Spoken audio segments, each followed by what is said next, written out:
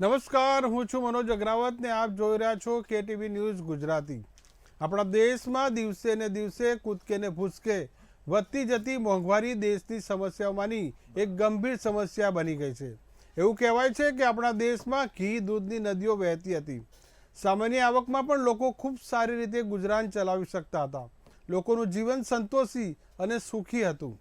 અત્યારે સતત વધતી જતી મોંઘવારીના લીધે લોકો માટે અનાજ, કપડાં, શિક્ષણ અને મકાન જેવી પ્રાથમિક જરૂરિયાતો પૂરી કરવી પણ મુશ્કેલ બનતી જાય છે। એમ કહીએ કે દરેક જીવન જરૂરિયાતની ચીજવસ્તુની આગળ મોંઘું શબ્દ લાગી ગયો છે। મોંઘું પેટ્રોલ, મોંઘા શાકભાજી, મોંઘું દૂધ, મોંઘું શિક્ષણ, યાદી બહુ લાંબી થઈ શકે છે મોંઘું નામે। સતત વધતી જતી મોંઘવારીએ આપણા દેશની સૌથી ગંભીર આર્થિક સમસ્યા બની ગઈ છે। મોંઘવારીની કારમી ભીંસથી દેશના કરોડો ગરીબ અને મધ્યમ વર્ગના લોકો માટે જીવન અસહ્ય બની ગયું છે। જીવન જરૂરિયાતની વસ્તુઓમાં ભાવમાં થતા બેફામ વધારાથી સામાન્ય લોકો માટે જીવન એક પડકાર બની ગયું છે। કેટલાય લોકો માટે 2 ટકનું ભોજન પણ મુશ્કેલ છે। મોંઘવારી અને તેના લીધે ઉદ્ભવતી બીજી સમસ્યાઓ લોકોના જીવન માટે બાધા બનતી જાય છે। મોંઘવારીના નાકચૂડના ભરડામાં આજે ગરીબ અને મધ્યમ વર્ગનો માનવી પીસાઈ રહ્યો છે। મોંઘવારીને કારણે તો આજે ગરીબો અને અમીરો વચ્ચે મોટી ખાઈ રચાઈ છે। ગરીબો ગરીબ બનતા જાય છે, જ્યારે અમીરો અમીર બનતા જાય છે। આજના સમસ્યામાં ગૃહ કલેશ, ચોરી, લૂંટફાટ અને આત્મહત્યાના કેસો, માનસિક કેસ વધવા પાછળ ક્યાંક ને ક્યાંક મોંઘવારી જવાબદાર બની રહી છે। મોંઘવારી સામે ટકી રહેવા માટે આપણે જરૂરિયાત મુજબ જ ખર્ચ કરવાની આદત કેળવવી જરૂરી છે।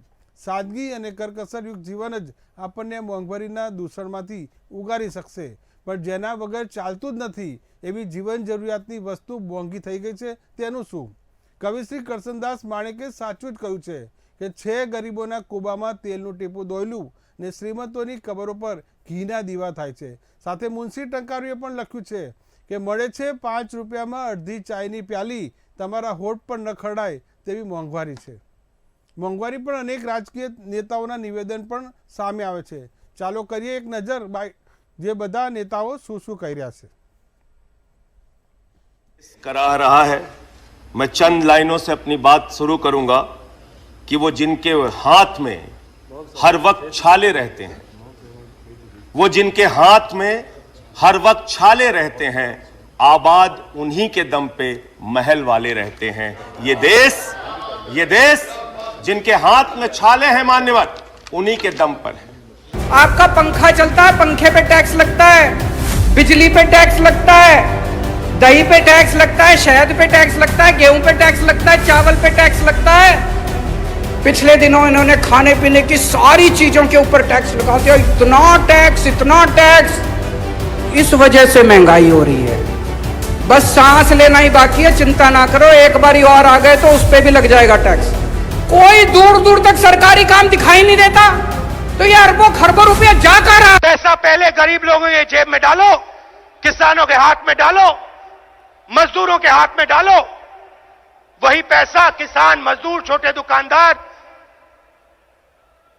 पैसे का प्रयोग करेंगे, चीजें खरीदेंगे, डिमांड बनेगा, फैक्ट्रियां बनाएंगे। नरेंद्र मोदी ने आप सबके जेब में से पैसा छीन के निकाल दिया। मैं जरा आपको याद दिलाना चाहता हूं, कांग्रेस सरकार के आखिरी 5 सालों में लगभग पूरे कार्यकाल में देश को डबल डिजिट महंगाई की मार झेलनी पड़ी थी। हमारे आने से पहले ये स्थिति थी। कांग्रेस की नीतियां ऐसी थी कि सरकार खुद मानने लगी थी कि महंगाई उसके नियंत्रण से बाहर है। गेहूं चावल पर 1 रुपया बढ़ जाए तो बर्दाश्त नहीं के होता। ये आपके नेताओं के बयान, यानी महंगाई के प्रति कितना असंवेदनशील रवैया था, ये चिंता का कारण है। वोट है ना, ये कागज का टुकड़ा नहीं है कि डब्बे में डाला और चल दिए। ये वोट तुम्हारे परिवार, तुम्हारे देश, उसकी उन्नति की पर्ची है। ये तो 2 धारी तलवार है जो दोनों तरफ से काटती है। ठीक जगह पड़े तो देश खुशहाल और गलत जगह पड़े तो देश का આપ જોઈ રહ્યા છો કે નેતાઓના અલગ અલગ નિવેદનો છે તે પણ અલગ અલગ સમય આવે છે. આજની ચર્ચાનો સૌથી મહત્વનો મુદ્દો છે મરણતોલ મોંઘવારી. મોંઘવારી તો દિવસે કૂદકે ને ભૂસકે વધતી જાય છે, પણ હવે આ મોંઘવારી મરણતોલ બની રહી છે. આપણી સાથે ચર્ચા કરવા માટે અલગ અલગ મહાનુભાવો જોડાય છે. કેટલાક ઓનલાઈન છે તો કેટલાક સ્ટુડિયોથી. મારી સાથે જે સ્ટુડિયોમાં જોડાય છે તો કોંગ્રેસના નેતા મુકેશભાઈ પંચાલ છે, સાથે તેમની બાજુમાં કલ્પેશભાઈ ચૌધરી જે ચાર્ટર્ડ એકાઉન્ટન્ટ છે. સામે જે ઓનલાઈનથી જોડાયા છે ભાજપના નેતા સંજીવ પંચોલી, સાથોસાથ રાજકીય વિશ્લેષક અમિતભાઈ કવિ અને સ્મિતાબેન પંડ્યા. આપ તમામ મહાનુભાવોનું ખૂબ ખૂબ સ્વાગત છે. શરૂઆત કરીએ જે આજના ચર્ચાની મુકેશભાઈ પંચાલથી. મુકેશભાઈ, મોંઘવારી કદાચ 1947 પછી સતત અને આજે 2023 આવી છે. શું કહી રહ્યા છો મોંઘવારીના અલગ અલગ પડાવ વિશે? જુઓ તમે, આજે જે આપણી પ્રતિષ્ઠિત ચેનલ દ્વારા આજની જે પ્રજાની નાડ જેને કહી શકાય એને ધ્યાનમાં રાખીને આ જે મુદ્દો તમે ઉપાડ્યો છે ખરેખર અભિનંદનને પાત્ર છે. જે કોઈ દર્શકો આ KTV ન્યૂઝ જોતા હશે એ તમામ તમને એમ કહેતા હશે કે તમે ખરેખર અમારી અવાજ ઉઠાવવાનો પ્રયત્ન કર્યો છે. કારણ કે અત્યારે તો લોકશાહી જે રીતની આ દેશમાં ચાલી રહી છે એની અંદર વિરોધ પક્ષને વિરોધ કરવાનો કે મોંઘવારી બાબતે બોલવાનો તો ક્યાંય અવકાશ રહ્યો નથી. તમને વિધાનસભાના ફ્લોર ઉપર પણ બોલવા દેતા કે જેનાથી તમે વિધાનસભામાં રેકોર્ડેડ સ્ટેટમેન્ટ હોય કે જેનાથી તમે મોંઘવારીની વાત કરી શકો. અને નથી કોઈ સંસદની અંદર પણ એ રીતનું અત્યારે આખું ચકરડું ચાલી રહ્યું છે કે મોંઘવારી વિરુદ્ધ તમે એક પણ શબ્દ બોલી ના શકો. તમે જુઓ કે હાલની જે પરિસ્થિતિ છે અને એમાંય હમણાં કપરો કોરોના કાળ ગયો છે. એ કપરો કોરોના કાળ જે ગયો એના પછી જે લોકો ધંધા રોજગાર પોતાની નોકરીઓ, કેટલાકની નોકરીઓ હતી, કેટલાકની જતી રહી, અને છતાં પણ એવા દરેક લોકો પોતાની આજીવિકા, કારણ કે પ્રધાનમંત્રી શ્રી એવું કહ્યું આત્મનિર્ભર બનો. અરે પણ આત્મનિર્ભર બનવામાં ક્યાંય વાંધો નથી, કારણ કે માણસ જન્મે સમજણો થાય પછી આત્મનિર્ભર જ બને. પણ જ્યારે પ્રજામાંથી અને દરેક માણસ જ્યારે ટેક્સ સવારે ઉઠે ત્યારે સાંજે સૂઈ જાય ત્યાં સુધી માત્ર ટેક્સ ને ટેક્સ આપતો હોય, અને છતાં પણ સરકાર તરફથી એવી કોઈ અપેક્ષા તો રાખે જ માનવ જાત છે કે ભાઈ મોંઘવારીને કાબૂમાં લઈ શકાય. અને એ જે અપેક્ષા છે એ અપેક્ષા ઉપર અત્યારે હાલની સરકાર ખરી નથી ઉતરી રહી. અને એનું એક જ ઉદાહરણ કાફી છે કે જ્યારે 2013ની અંદર યુપીએની સરકાર હતી અને આપણા દેશના લોકલાડીલા પ્રધાનમંત્રી માનનીય સ્મૃતિબેન ઈરાનીજી, બાબા રામદેવજી, આ કેજરીવાલજી, અન્ના હજારેજી, આવા અનેક લોકો દિલ્હીની અંદર મસ્ત મોટું આંદોલન ચલાવ્યું હતું. નાખાય દેશભરમાં યુપીએ સરકારને બદનામ કરવાનું કામ કર્યું હતું કે મોંઘવારીની વિરુદ્ધમાં આ સરકાર જવી જોઈએ. આ તબક્કે તમે વિચાર કરો, આજે 2023 થવા જાય છે, આવનારા વર્ષમાં ચૂંટણી છે લોકસભાની. તમે સમજો કે હું આજે પૂછું છું કે એ તમામ નેતાઓ એ સત્તા ઉપર છે. એ જે બાબા રામદેવજી કહેતા હતા કે 50 રૂપિયા પેટ્રોલ અમે આપીશું, એ બાબા રામદેવજી એક મસ્ત મોટી કંપની ખોલી અને આજે કેટલો મોટો કરોડો રૂપિયાનો ધંધો કરી રહ્યા. એટલે હું એ જ કહું મુકેશભાઈ કે મોંઘવારીએ પણ અલગ અલગ પડાવ જોયા છે, એ રાજનેતાઓના હોય કે બીજા ચિત્ર. હવે આપણી સાથે કલ્પેશભાઈ ચૌધરી છે. કલ્પેશભાઈ, આપણી પાસે જે મોંઘવારી દરની જે આંકડાકીય સ્થિતિ છે તે KTV ન્યૂઝના દર્શકોને સમજાવશો કે મોંઘવારી દરના આંકડાની પાછળ શું ચિત્ર હોય છે સાચું? હવે જો હું મારા વ્યૂ પ્રમાણે જો જણાવું તો અત્યારે જે સૌથી પહેલાં તો બધાનો આભાર માનીશ કે આપણને આવો મોંઘવારી વિશે જે સબ્જેક્ટ છે એની ઉપર બોલવા માટે ચર્ચા કરવાનો એક મોકો આપ્યો છે. એમાં જે ભાઈ શ્રી મુકેશભાઈનું કહેવું થયું કે ભાઈ સરકાર નિષ્ફળ ગઈ છે. હું કોઈ સરકારી કોઈ પોલિટિકલ પાર્ટીનો માણસ નથી. હું પ્રેક્ટિસિંગ ચાર્ટર્ડ એકાઉન્ટન્ટ છું અને હું એક થોટ છે કે ભાઈ કોઈ દિવસ તમે જ્યારે બી કોઈ પણ કન્ક્લુઝન કરો છો તો એ વખતે સૌથી પહેલાં તમારે શું સમજવું જોઈએ કે તમારું જે ડેટા છે ને ડેટા એ સાચું બોલશે. તમારા જો બેટા છે ને તો બેટો તો તમારું ખોટું બોલશે. બેટા ગલત બોલ सकता है बट डेटा कभी गलत नहीं बोल सकता. એટલે આપણે સમજવાનું એ છે કે આપણે ડેટાથી કમ્પેર કરીએ તો આપણને ખબર પડશે કે મોંઘવારીનો શું દર છે અત્યારે, હું મારી જોડે જે ડેટા મેં કલેક્ટ કર્યો છે હવે હું તમને સિમ્પલી સમજાવીશ કે 2003ની કમ્પેરિઝન આપણે કરીએ છીએ, એપ્રિલ 2003થી એપ્રિલ 2023 આ જ્યારે ચાલે છે એપ્રિલ 2023, તો એપ્રિલ 2003માં જે અત્યારે જે રેટ હતા આપણી જોડે તો એમાં જોઈએ તો સૌથી પહેલાં આપણે પેટ્રોલ ડીઝલનો રેટ જોઈએ છે. તો સૌથી પહેલાં મોંઘવારીનું કારણ પેટ્રોલ ડીઝલથી જ આવે છે. પેટ્રોલ ડીઝલના ભાવ વધેના લીધે બધી મોંઘવારી વધે છે. તો પેટ્રોલ ડીઝલનો ભાવ આપણે જોઈશું 2003માં, તો 2003માં પેટ્રોલ ડીઝલનો ભાવ હતો તમારો 33 રૂપિયા 49 પૈસા પેટ્રોલના, બરાબર. હવે એ જ અત્યારે પેટ્રોલનો ભાવ જોઈશું તો એપ્રિલ 2023માં 96.39 પૈસા, બરાબર.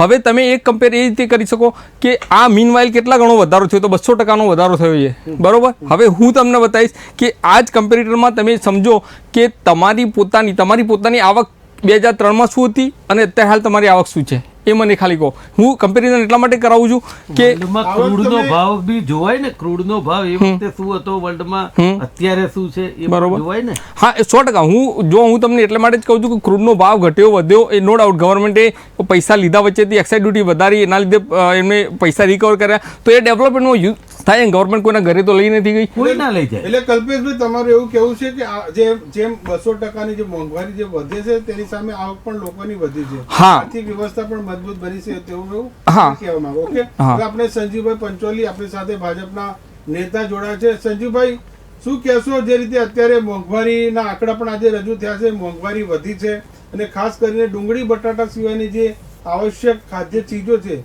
તે 3 વર્ષમાં મોંઘી થઈ છે. જે છે લગભગ મોંઘવારીના વિષયમાં હું છેલ્લા 3-4 કરતા વધારે મેં ડિબેટ કરી છે અને મારી પાસે આઝાદી પછીના પણ મોંઘવારીના ડેટા છે. જેમ કલ્પેશભાઈ છેલ્લા 20 વર્ષના ડેટા આપ્યા, તો મારી પાસે તમામ ડેટાઓ છે અને યુપીએ સરકાર 1 ના પણ ડેટા છે અને યુપીએ સરકાર 2 ના પણ ડેટા છે. પણ આપણે આજની તારીખમાં વર્તમાનમાં જીવીએ, જેમ ભાઈ શ્રી કલ્પેશભાઈએ જે વાત કરી કે ભાઈ પેટ્રોલ ડીઝલ ને આધારિત જ હંમેશા મોંઘવારી હોય છે. આપણે સમજીએ છીએ કે ટ્રાન્સપોર્ટેશન અને લોકોની જીવનની જે ચર્યા છે એ બંને આ પેટ્રોલ ડીઝલ પર નપતી હોય છે. હવે પેટ્રોલ ડીઝલના ભાવ ત્યારે 33 રૂપિયા 49 હતા અને આજે 96 રૂપિયા છે. તો હું પહેલી વાત તો એ કહીશ કે છેલ્લા 1 વર્ષમાં આખી દુનિયામાં ઉથલ પાથલ થઈ, આખી દુનિયામાં પેટ્રોલના ભાવ વધ્યા, પરંતુ ભારતીય જનતા પાર્ટીએ પેટ્રોલ ડીઝલના ભાવ વધાર્યા નથી. આ પહેલી વાત. હવે બીજી વાત એ છે કે કોંગ્રેસને આ બાબતે બોલવાનો કોઈ અધિકાર એટલા માટે નથી કારણ કે કોંગ્રેસ શાસિત કે અન્ય પ્રાદેશિક પાર્ટીઓ શાસિત, એ આપ હોય કે ટીએમસી હોય કે એએમડીએમકે હોય, કોઈ પણ પોલિટિકલ પાર્ટીના સ્ટેટમાં પેટ્રોલ ડીઝલ પરનો વેટ વધારે છે. જ્યારે કેન્દ્ર સરકારે વચ્ચે જ્યારે વેટ ઘટાડ્યો ત્યારે રાજ્ય સરકારે વેટ ઘટાડ્યો, એટલે પેટ્રોલ આપણે ત્યાં જે 100 રૂપિયાની ઉપર હતું એ 96 રૂપિયાની 104 ને 105 રૂપિયા પેટ્રોલ હતું. જ્યારે કેન્દ્ર સરકારનો વેટ ઘટ્યો ત્યારે ભારતીય જનતા પાર્ટી સુશાસિત પ્રદેશોમાં, સુશાસિત રાજ્યોમાં 96 રૂપિયાની આજુબાજુનો રેટ આવ્યો. આપણા પડોશી રાજ્ય રાજસ્થાનમાં આજે પણ 106 રૂપિયા પેટ્રોલ મળે છે, એટલે એ અને ડીઝલ પણ એનાથી 3-4 રૂપિયા સસ્તું મળે છે. સરહદ ઉપર બોર્ડ લાગેલા છે. આના અગાઉ જ્યારે મહારાષ્ટ્રમાં ઉદ્ધવ ઠાકરેની કોંગ્રેસ શાસિત ગવર્મેન્ટ હતી ત્યારે ત્યાં પણ રાજસ્થાન જેવા ભાવ હતા. જેવી ભારતીય જનતા પાર્ટીના ગઠબંધનમાં શિંદેની સરકાર આવી ત્યાં પણ ભાવ ઘટ્યા છે. એટલે મૂળ વાત એ કહેવાની છે કે જે વસ્તુ પર ભારતીય જનતા પાર્ટી અંકુશ લાવવાનો હંમેશા પ્રયત્ન કરે છે ત્યાં કોંગ્રેસે એ ભાવ ઘટાડ્યા નથી અને એમના રાજ્યોમાં એમણે વેટ વધારે રાખ્યો છે. એટલે કોંગ્રેસે સૌથી પહેલા તો એમનો છેદ ઉડી જાય છે. પહેલી વાત આ. હવે જેમ આપણે પેટ્રોલ ડીઝલના ભાવની ગણતરી કરીએ છીએ એવી રીતે ઇન્ટરનેશનલ ગણાતા રેટ્સની ગણતરી કરવી જોઈએ. જેમ ભાઈ શ્રી કલ્પેશભાઈએ કહ્યું કે 2003માં પેટ્રોલનો ભાવ કયો, હવે હું આજે 2003માં સોનાનો ભાવ 5,600 રૂપિયા હતો, હવે આજે 60,000 રૂપિયાની આજુબાજુ છે. એટલે એ ભાવનો વધારો છે એ મલ્ટીપ્લાય 10 થયો છે. એટલે એની સામે જો પેટ્રોલ ડીઝલનો કે બીજા અન્ય પદાર્થોનો ભાવ મલ્ટીપ્લાય 10 થયો નથી. આ એક સમજવા જેવી વાત છે, એક સ્ટેટિસ્ટિકલ વાત છે. હવે બીજી વસ્તુ જોવા જઈએ તો આઝાદી પછીના જે આંકડા છે હું આપની સમક્ષ થોડાક રજૂ કરીશ કે આઝાદી પછી જ્યારે 1975 સુધી તો ખૂબ સમૂહસૂત્રું ચાલતું હતું કારણ કે જવાહરલાલ નહેરુનું સુશાસન હતું અને લોકો એક રાજાશાહીમાંથી બહાર આવી અને આ દેશમાં જ્યારે ભારત દેશ આઝાદ થયો ત્યારથી માન્ય જવાહરલાલજી નહેરુ વડાપ્રધાન હતા, એટલે એમને એક રાજા જ ગણતા હતા અને એમણે પણ આખી જિંદગી એક રાજાને છાજે એવી રીતે એમનું જીવન વિતાવ્યું હતું. પરંતુ માનનીય ઇન્દિરાબેન ગાંધીએ નિશાનો કરવો કાયદો નાખ્યો, ત્યારબાદ 1974 પછી 28.60% મોંઘવારીનો દર 1975 માં થયો. ત્યારબાદ 1981 માં 13.11%, 1991 માં 13.87%, 2009 માં 10.88%, 2010 માં 11.99%, 2013 માં 10.99%.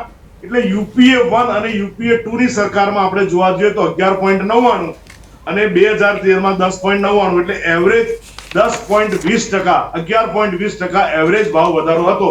માનનીય મોદીજીની સરકારમાં જ્યારથી શાસન સંભાળ્યું છે 2014 થી, ત્યારથી 6 થી 7% વચ્ચે ભાવ વધારો રહ્યો છે. હવે આપણે બીજી એક ટેકનિકલ વાત કરીએ. મારા મિત્ર ચાર્ટર્ડ એકાઉન્ટન્ટ સાહેબ અને રાજકીય વિશ્લેષક શ્રી આની સાથે સહમત થશે, કારણ કે આ બધા જે આંકડા છે એ ખૂબ જ વ્યવસ્થિત રીતે મેળવેલા છે. અત્યારે હોલસેલ પ્રાઇસ ઇન્ડેક્સ જે છે, કન્ઝ્યુમર ઇન્ડેક્સ, તે 6% ની આજુબાજુ છે. હવે આરબીઆઈ ના કમ્ફર્ટેબલ રેપો રેટ થી ડબ્લ્યુપીઆઈ ઉપર છે. આરબીઆઈ નો જે કમ્ફર્ટેબલ રેપો રેટ છે એના કરતા આ ઉપર છે.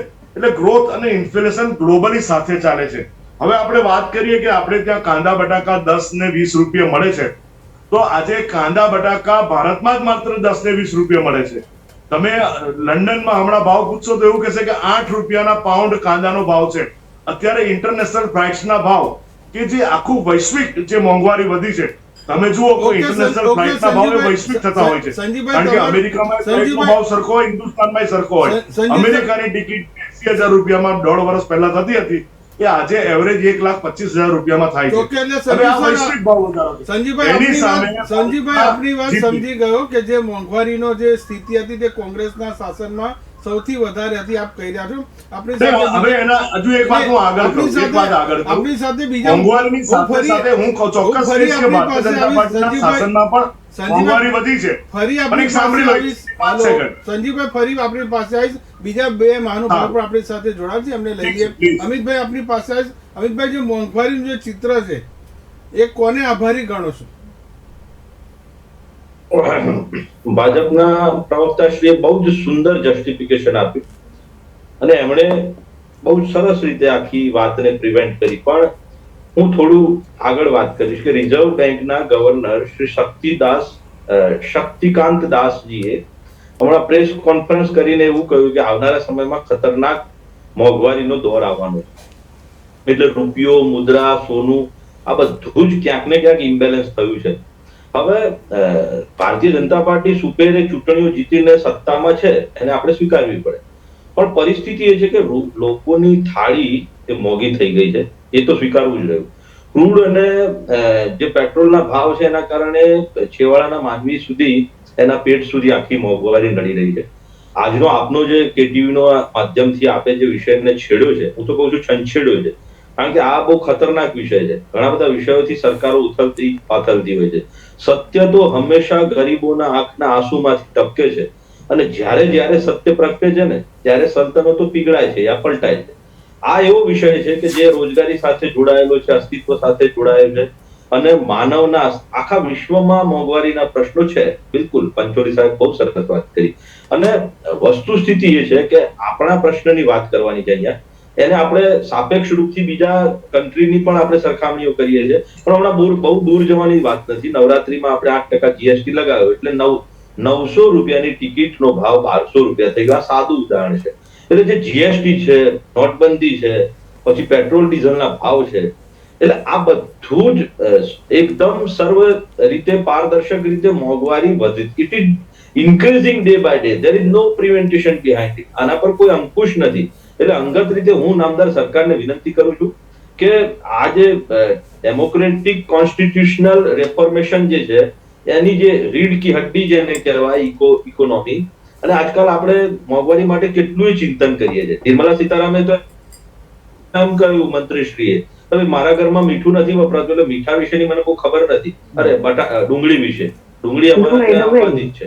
પ્રશ્ન એ નથી ખવાય છે કે નથી ખવાતો, પ્રશ્ન જીવાદુરી ગરીબની થાળી જે લૂંટાય છે આજે, એના માટે ચોક્કસ રણનીતિ બનાવવાની જરૂર છે. અને આપના માધ્યમથી જે બજેટ પણ પ્રસ્તુત કરવામાં આવ્યું, એ બજેટ પણ વાસ્તવિક ધરાતલ પર આંકડાની માયાજાળ ના બને ને ખરેખર વાસ્તવિક રીતે તમામ યોજનાઓ લોકો સુધી પહોંચે. કારણ કે પરિસ્થિતિ એ છે કે આ કોઈ કોંગ્રેસનું કે ભાજપનું નથી, આ તો પ્રજાના ટેક્સનો વહીવટ છે. એટલે પ્રજાના ટેક્સને જ્યારે મેનિપ્યુલેટ કરવાનો હોય અને વહીવટ કરવાનો હોય તો પ્રજાનો પૈસો પ્રજા સુધી તો પહોંચવો જ જોઈએ. એટલે એના માટે આપણે દોષારોપણ કરવાની વર્તમાન સરકારની પણ ટીકા ટિપ્પણી નથી અને ભૂતકાળની સરકારે પણ કર્યું છે એવું પણ ના કહી શકાય. હા, વર્તમાનમાં જે પરિસ્થિતિ દેખીતી જે છે આપણી સામે જે છે, જેમ કે બટાકા તેલ અને ડુંગળીના ભાવ અત્યારે આસમાને છે અને મને તો એવું લાગે છે જેટ કક્ષાની સુરક્ષામાં તેલ હવે તો આવનારા સમયમાં બાઉન્સરો સાથે આવશે. એટલે આ પ્રકારની પરિસ્થિતિમાં ગરીબને જો દિવાળી, હોળી કે તહેવારો મનાવવા છે તો એના માટે તો દોયલું જીવન થઈ જશે. ઓકે, અમિત, હવે આપણી પાસે સ્મિતાબેન પણ જોડાય છે. શું કહેશો સ્મિતાબેન આજની જે વાસ્તવિક સ્થિતિ ઉપર? મોંઘવારી ક્યાં નથી નડતી? મનોજભાઈ, આજનો મુદ્દો ખૂબ જ જનતાને સ્પર્શે એવો છે અને જોઈએ કે જનતા જે છે, લોકો છે એ અત્યારે કાળની મોંઘવારીમાં પોતાનું જીવન નિર્વાહ કરી રહી છે અને આ દોર એવો છે કે અત્યારે હાલ વિપક્ષમાં કોંગ્રેસ છે અને સત્તા સ્થાને ભાજપ છે. આપણે એ પણ જોયું છે કે જયારે વિપક્ષ સત્તા સ્થાને હતું ત્યારે સુષ્મા સ્વરાજે આપણે જે સંસદમાં ડુંગળી માટે જે એમના આંસુ વહાવ્યા હતા કે ડુંગળીની મોંઘવારી માટે જે રીતે એમણે રજૂઆત કરી છે, ખરેખર ખૂબ જ સંવેદનશીલ રીતે રજૂઆત કરી હતી, સંવેદનાપૂર્વક રજૂઆત કરી હતી કે લોકો મોંઘવારીમાં ફસાઈ રહ્યા છે. અને અત્યાર સુધીમાં જે રીતના કોંગ્રેસના સમય દરમિયાન જે રીતના મોંઘવારી ફૂલી ફાલી હતી એ પણ આપણે જોયું આ સમય દરમિયાન. બીજું કે આપણે સ્મૃતિ ઈરાનીજીએ ગેસના સિલિન્ડર સાથે પણ દેખાવો કરેલા હતા. એટલે આ મોંઘવારી એવું નથી કે અત્યારે હાલ ભાજપ સરકાર છે એટલે મોંઘવારી છે કે કોંગ્રેસ છે એટલે કે મોંઘવારી છે. કોઈ પણ પક્ષ હોય મોંઘવારી તો આવે જ છે. એટલે મોંઘવારીનો મુદ્દો જે છે એ ખરેખર પ્રજાલક્ષી મુદ્દો છે. તો એને જોવું જોઈએ કે મોંઘવારીના જે છે એના નિવારણ માટે કયા કયા પ્રકારના પગલા લેવા જોઈએ. મુખ્ય રીતે આપણે જોઈએ તો અત્યારે જે કોઈ પણ શાસક પક્ષ હોય, સત્તા ઉપર હોય, એ જ સૌથી વધારે જિમ્મેદાર હોય છે. એટલે એમણે આની પર કાબુ લાવવા માટે પ્રયત્ન કરવો જોઈએ કે આપણે ખાસ કરીને જે કે ઠેકેદારો છે વચ્ચે અથવા તો જે રીતના એનું એમએસપી આપવાની હોય કે જે રીતના થતું હોય છે સીધું ખેડૂત પાસેથી બજારમાં આવે ને બજારમાંથી નિયંત્રિત થઈને જે લોકો સુધી પહોંચતું હોય છે એની જે કડીને માધ્યમ સરકારે બનવું જોઈએ, ભાવ નિયંત્રિત કરવા જોઈએ, એ કરવા જોઈએ. અત્યારે કઠોળ જુઓ, તેલ જુઓ કે બીજી જરૂરિયાતની ચીજ વસ્તુઓ જુઓ, એ ઘણી બધી મોંઘી છે. અત્યારે હાલ બજારમાં આપણે ડુંગળી, બટાકા 20 રૂપિયા કે મળતા હોય પણ બીજી બધી શાકભાજી તો તમે જુઓ 40 રૂપિયા 250 છે. કોણ ખાય? અને બીજું કે આટલી બધી મોંઘવારીમાં જ્યાં કોના માટે છે, મોટે ભાગે જેને નિયમિત પગાર આવતો હોય છે એને નથી નડતી, સારો પગાર આવતો હોય છે એને નથી નડતી. ખાસ જે મજૂર વર્ગના લોકો છે, રોજનું કમાતા છે, રોજનું ખા છે, એ લોકોને ખરેખર નડે છે. થેલી લઈને આવે છે લેવા માટે. મોંઘવારી દરેક વર્ગને નડતી હોય, ચાહે ગરીબ હોય, મધ્યમ હોય કે નડતી હોય છે. એમાં કેવું છે કે અત્યારે હાલ એક પ્રશ્ન એવો ઉપસ્થિત થયો કે એ સામે પગાર પણ વધ્યો છે.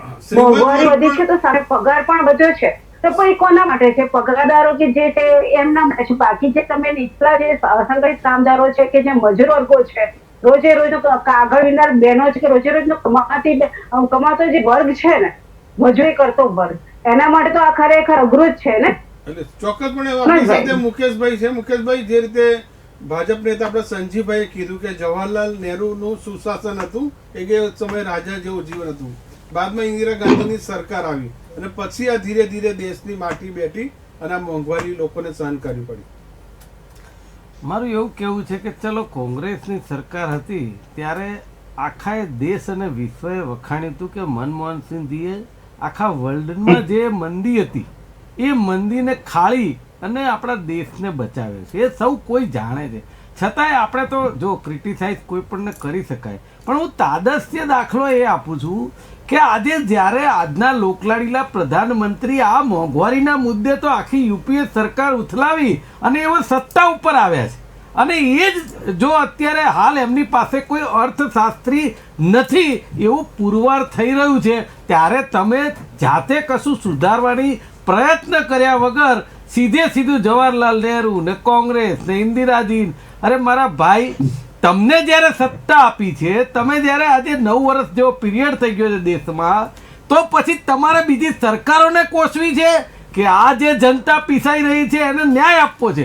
આ પહેલા નક્કી કરી નાખો. તમારી પાસે મોંઘવારીને નાથવા માટે કોઈ યુક્તિ નથી એવું 100% સાબિત થાય. તમારા મંત્રીશ્રી એવું કે ડુંગળી હું ખાતી નથી એટલે મને ખબર નથી. આ કંઈ જવાબ જ નથી. આવો જવાબ આપી જ ના શકાય, કારણ કે આપણે મંત્રી છીએ, દેશના મંત્રી છીએ, દેશના લોકો માટે વિચારવાનું હોય, અને તમારો આ જવાબ હોય તો એક પ્રજાને ગમતું નથી. બીજી વાત કહું, જ્યારે તમે એમ કહો કે કોઈ અર્થશાસ્ત્રી હોય કે ના હોય, પણ જે અહીંયા વાત થઈ રહી છે ને કે 2003થી અત્યાર સુધી ગોલ્ડના ભાવ વધી ગયા, 2003થી અત્યાર સુધી આવક બમણી તમણી થઈ ગઈ. મારા સાહેબ, આ ઉદ્યોગપતિઓની સરકાર છે. ઉદ્યોગપતિઓ જેવું ન વિચારો.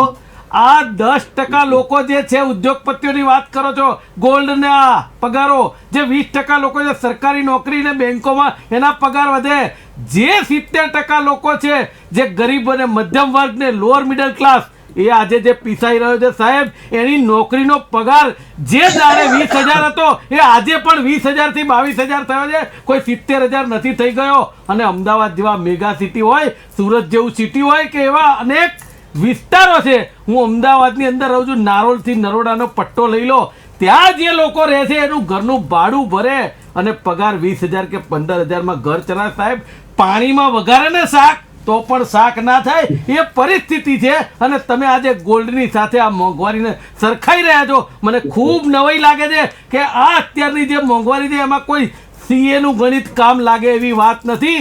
જ્યારે પ્રજા ટેક્સ આપે છે સાહેબ, જીએસટી કેટલો મોટો, સવારથી ઉઠો ત્યારથી રાતે સુઈ જાવ ત્યાં સુધી, તો તમારી પાસે ગણિત હોવું જોઈએ કે જમવામાં મુકાતી થાળી, એ થાળી કમસે કમ સસ્તી હોવી જોઈએ. ભલે ગાડી મોંઘી હોય, સ્કૂટર મોંઘું હોય, ટીવી મોંઘું હોય, વોશિંગ મશીન મોંઘું હોય, જે કોઈ વસ્તુ ઇલેક્ટ્રોનિક મોંઘી હોય એ ચાલે, પણ ઘરની થાળી જે છે એની અંદર સસ્તું હોવું જોઈએ. શાકભાજી સસ્તી હોવી જોઈએ. ગરીબ બહેનો જે છે સાહેબ, પામોલીન ખાય તો પામોલીન વધી જાય, સિંગતેલ ખાય તો સિંગતેલ વધી જાય, કપાસિયા ખાય તો કપાસિયા વધી જાય. આ તો ચૂંટણી ટાણે તેલિયા રાજાને છૂટ આપવામાં આવે છે કે તમે વધારો ને વધારો, અમને ચૂંટણી ભંડોળ આપે રાખો. આ પરિસ્થિતિનું નિર્માણ આજે ભારત દેશમાં અને ગુજરાતમાં છે. અને છતાં પણ તમે જે વાત કરી રહ્યા છો એ ગરીબને એક કટાક્ષ મારી રહ્યા એવી વાત કરી રહ્યા છો કે ગોલ્ડના ભાવ આજે 10 ગણા થઈ ગયા, પગારો આજે બમણા થઈ ગયા, આવક બધી વધી ગઈ. શું વાત કરી રહ્યા છો સાહેબ? આ ગરીબ માણસોનો નિશાસો સારો નહીં. કારણ કે તમે જે વાત કરી રહ્યા છો એ ગરીબ અને મધ્યવર્ગની વાત નથી કરી રહ્યા. જેમ ઉદ્યોગપતિઓની સરકાર છે એમ તમે માલેતુજારોની વાત કરી રહ્યા છો, જે ખરેખર સારું નથી. કારણ કે 5 દિવસની અંદર તેલના ડબ્બામાં જો 60 રૂપિયા વધતા હોય તો મને ખૂબ નવાઈની વાત લાગે છે કે 3 વર્ષમાં 50 રૂપિયા કિલોએ વધી ગયા. તમે સમજો કેટલી મોટી વાત કહેવાય. આજે સિંગતેલ ભરવું હોય સિઝનમાં કે કઠોળ ભરવી આ સમય છે. તમે સમજો મનોજભાઈ કે અત્યારે ઘઉં ચોખા ભરવાની સિઝન છે. તમે સમજો કે આપણા ગુજરાતની અંદર એક પ્રણાલિકા છે કે લોકો ભરતા હોય એ ટાઈમે 1.5 થી ડબલ ભાવ ઘઉં ચોખા દાળ કઠોળના છે. કેમ? આ છૂટ આપવામાં આવી છે. આ છૂટ આપવામાં આવી છે કે તમ તારે પ્રજાને લૂંટો ને અમને ચૂંટણી ભંડોળ આવો. આવી લોકવાયકા દરેક જગ્યાએ મેકી રહી છે અને તમને ચૂંટણીમાં જવાબ આપશે. આજે કઈ ચૂંટણી નથી, હું ચૂંટણીની વાત નથી કરતો, પણ જ્યારે તમને જનમત આપ્યો હોય તો એનો સુપેરો ઉપયોગ કરી અને પ્રજાની થાળી કઈ રીતે સસ્તી મળે એ પ્રયત્ન કરો. 2 હાથ જોડીને પ્રજા વતી વિનંતી કરું છું. આમાં કોઈ રાજકીય વાત નથી કરતો. ઓકે, હવે કલ્પેશભાઈ પાસે મુદ્દો સમજીએ અગત્યનો. કલ્પેશભાઈ, જે છે સામાન્ય રીતે આપણા દેશમાં વારંવાર એમ કહે છે કે જે વસ્તુનું ઉત્પાદન વધતું હોય એ વસ્તુ સસ્તી થવી જોઈએ. બરોબર. વાત સિંગતેલની છે. ગુજરાતમાં સૌથી વધારે મગફળીનો પાક થાય છે, બરોબર, છતાં તેલના ભાવ તો વધી રહ્યા છે. બરોબર. હવે આમાં સમજવાનું એ છે કે સૌથી પહેલાં ફુગાવો છે ઇન્ફ્લેશન આપણે જેને કહીએ, એ શાના લીધે કમ્પેરિઝન થાય તો સપ્લાય અને ડિમાન્ડ એટલે આપણી માંગ અને સામે પુરવઠો તમે કહો છો વધે છે, પણ વધે છે કેટલા પ્રમાણમાં વધે છે? જે પુરવઠો તમારો વધે છે એના કરતાં તમારું પોપ્યુલેશન કેટલું વધ્યું છે એના લીધે તમારી ડિમાન્ડ સામે વધી છે. હવે તમે નોર્મલ છે ઇકોનોમિક્સનો રૂલ છે કે જ્યાં તમારો સપ્લાય લિમિટેડ છે અને ડિમાન્ડ વધતી જાય છે એટલે ઇન્ફ્લેશન આવવાનું છે, 100% છે. તમે કોઈ પણ જગ્યાએ જુઓ. હવે હું જેમ આગળ એક વાત ઉપર પોઈન્ટ ડ્રો કરું છું કે એક વસ્તુ કહું કે ધારો કે ગુજરાતમાં કોઈ વસ્તુ બનતી હોય, બરાબર, તે ગુજરાતમાં સસ્તી મળવી જોઈએ કે ના મળવી જોઈએ? મળવી જોઈએ, તમારી વાત 100% સાચી છે, પણ ગુજરાતમાં સસ્તી મળવી જોઈએ એવું કેમ? બીજા રાજ્યમાં બી સસ્તી મળવી જોઈએ, કારણ કે એ જે ડિફરન્સ છે એ ખાલી ને ખાલી ટેક્સના લીધે આવે, ગવર્મેન્ટની પોલિસી, જે પોલિસીના લીધે એને ડિફરન્સ આવે રેટમાં. બાકી દરેક સ્ટેટમાં મળવી જોઈએ ને, સસ્તી કેમ ના મળવી જોઈએ? પણ એના માટે ગવર્મેન્ટે એક્શન લેવા જોઈએ. હવે અહીંયા આપણે જો એવું વિચારીએ કે ભાઈ નોર્મલ માણસ, અત્યારે હું એ તમને સમજાવું કે ભાઈ સમજો કે કોઈ પણ વ્યક્તિનું સરેરાશ આવક વધી, દાખલા તરીકે આપણે એમ કે ગવર્મેન્ટે શું કર્યું, પહેલાં ખેડૂતોને કોઈ એમએસપી નહોતી તો ખેડૂતોને એમએસપી આપી. હવે તમે ખેડૂતોને એમએસપી આપી, દેટ મીન્સ કે તમે પ્રોટેક્શન ભાવ આપ્યા. હવે ભાવ તમે આપો એક બાજુ તો ઇન્ફ્લેશન વધવાનું છે 100%, જે ક્યાંથી પૈસા ક્યાંથી આવશે? એટલે એનાથી ફાયદો થયો કે નુકસાન થયું? જે એમએસપી લાયા, જે ટેકા ભાવ, જે ભાવ બાંધ્યા, એનાથી નુકસાન છે કે ફાયદો? તમે કઈ બાજુથી વિચારો છો? ખેડૂતોની બાજુ વિચારો તો ખેડૂતોનો ફાયદો છે. હું આમ આદમી પબ્લિક વતી સવાલ કરું છું. પણ એ આમ આદમીનો જ વિચાર એમ નહીં, પણ પબ્લિકમાં બી ખેડૂત બી આવી જાય ને, ખેડૂત બી ખરા ને પબ્લિકમાં. લાગે કે તમારી જે આવક વધી, ખેડૂતની આવક નથી વધી. હું તમને એક ઉદાહરણ આપું કે સિમ્પલ સમજો કે દરેક વ્યક્તિ પોતાનો ભાવ નક્કી કરે છે, ખાલી ખેડૂત સિવાય. ખેડૂત પોતાનો ભાવ નક્કી નથી કરતો, કારણ કે એનો ભાવ નક્કી થાય માર્કેટ યાર્ડમાં લઈ જાય, ત્યાં એના કમિશન એજન્ટ હોય કે જે બી માણસ હોય કરે, બરોબર? હવે સમજવાનું એ છે કે જો ખેડૂતને એનો ભાવ ના મળતો હોય તો એના માટે ગવર્મેન્ટે ઇન્ટરપ્રિટેશન જે કર્યું છે અને કે ગવર્મેન્ટે સપોર્ટ આપ્યો કે ભાઈ એમએસપીમાં અમે પરચેઝ કરીશું. તો ગવર્મેન્ટ જે પરચેઝ કરે છે ગવર્મેન્ટ કોને આપશે? અલ્ટિમેટલી સ્કીમો દ્વારા પબ્લિકને આપે છે. તો આમ આદમીને જે નોર્મલ માણસો એમને મળે જ છે ને, બધી સ્કીમો મળે. હા, તમે એટલું કહી શકો કે ગવર્મેન્ટની જે સ્કીમો છે પરફેક્ટલી 100% દરેક લોકો સુધી પહોંચે છે કે નહીં, એ આપણે જોવાનું રહે કે ભાઈ જે એલિજિબલ છે એને મળે છે કે નહીં, એ ખાસ જોવું પડે. અમલીકરણ, જે સરકારની યોજનાઓ ઘણી છે, પણ અમલીકરણ જે લોકો સુધી પહોંચવું જરૂરી છે. હા, સંજીવભાઈ. જી મનોજભાઈ, ઘણી બધી ચર્ચા થઈ. હવે આમાંથી કોઈ પણ વક્તાએ મોંઘવારી નિવારણના ઉપાય નથી બતાવ્યા. હવે ભારતીય જનતા પાર્ટીની સરકારે જે ઉપાય, એના નિવારણના જે ઉપાયો કર્યા છે ને અત્યાર સુધીમાં, એ હું આપની સમક્ષ રજૂ કરીશ. એટલે દરેક મિત્રોને, દર્શક મિત્રોને પણ ખબર પડે કે ભારતીય જનતા પાર્ટીના સુશાસનમાં શું પ્રક્રિયા થઈ છે. સૌથી પહેલી વાત તો, જો મોંઘવારી વધતી આપણે રોકી નથી શકતા તો શું કરવું જોઈએ? તો સૌથી પહેલા કે ભાઈ લોકોની ઇન્કમ વધવી જોઈએ. હવે એમાં ગરીબને સહાય થવી જોઈએ, ખેડૂતને સહાય થવી જોઈએ, અને જે નોકરિયાત વર્ગ છે એની ઇન્કમ વધવી જોઈએ. તો આપણે જોઈએ તો 2014માં માથાદીઠ આવક જે હતી, એટલે એવરેજ ઇન્કમ, હિન્દુસ્તાનના દરેક વ્યક્તિની એવરેજ ઇન્કમ હું બોલી રહ્યો છું, એ 72,805 હતી. હવે આ ઇન્કમ 2021માં 1,27,065 રૂપિયા થઈ, અને હમણાં છેલ્લી માર્ચ 7, 2023 ના આંકડા મુજબ 1,48,524 રૂપિયા થઈ. એટલે કે રાઈસ 15.8% થયો. હવે મોંઘવારીનો જે દર છે એ 7 થી 8% વધે છે, એની સામે માથાદીઠ આવકનો દર 15.8% થયો. આ એક પહેલી વાત.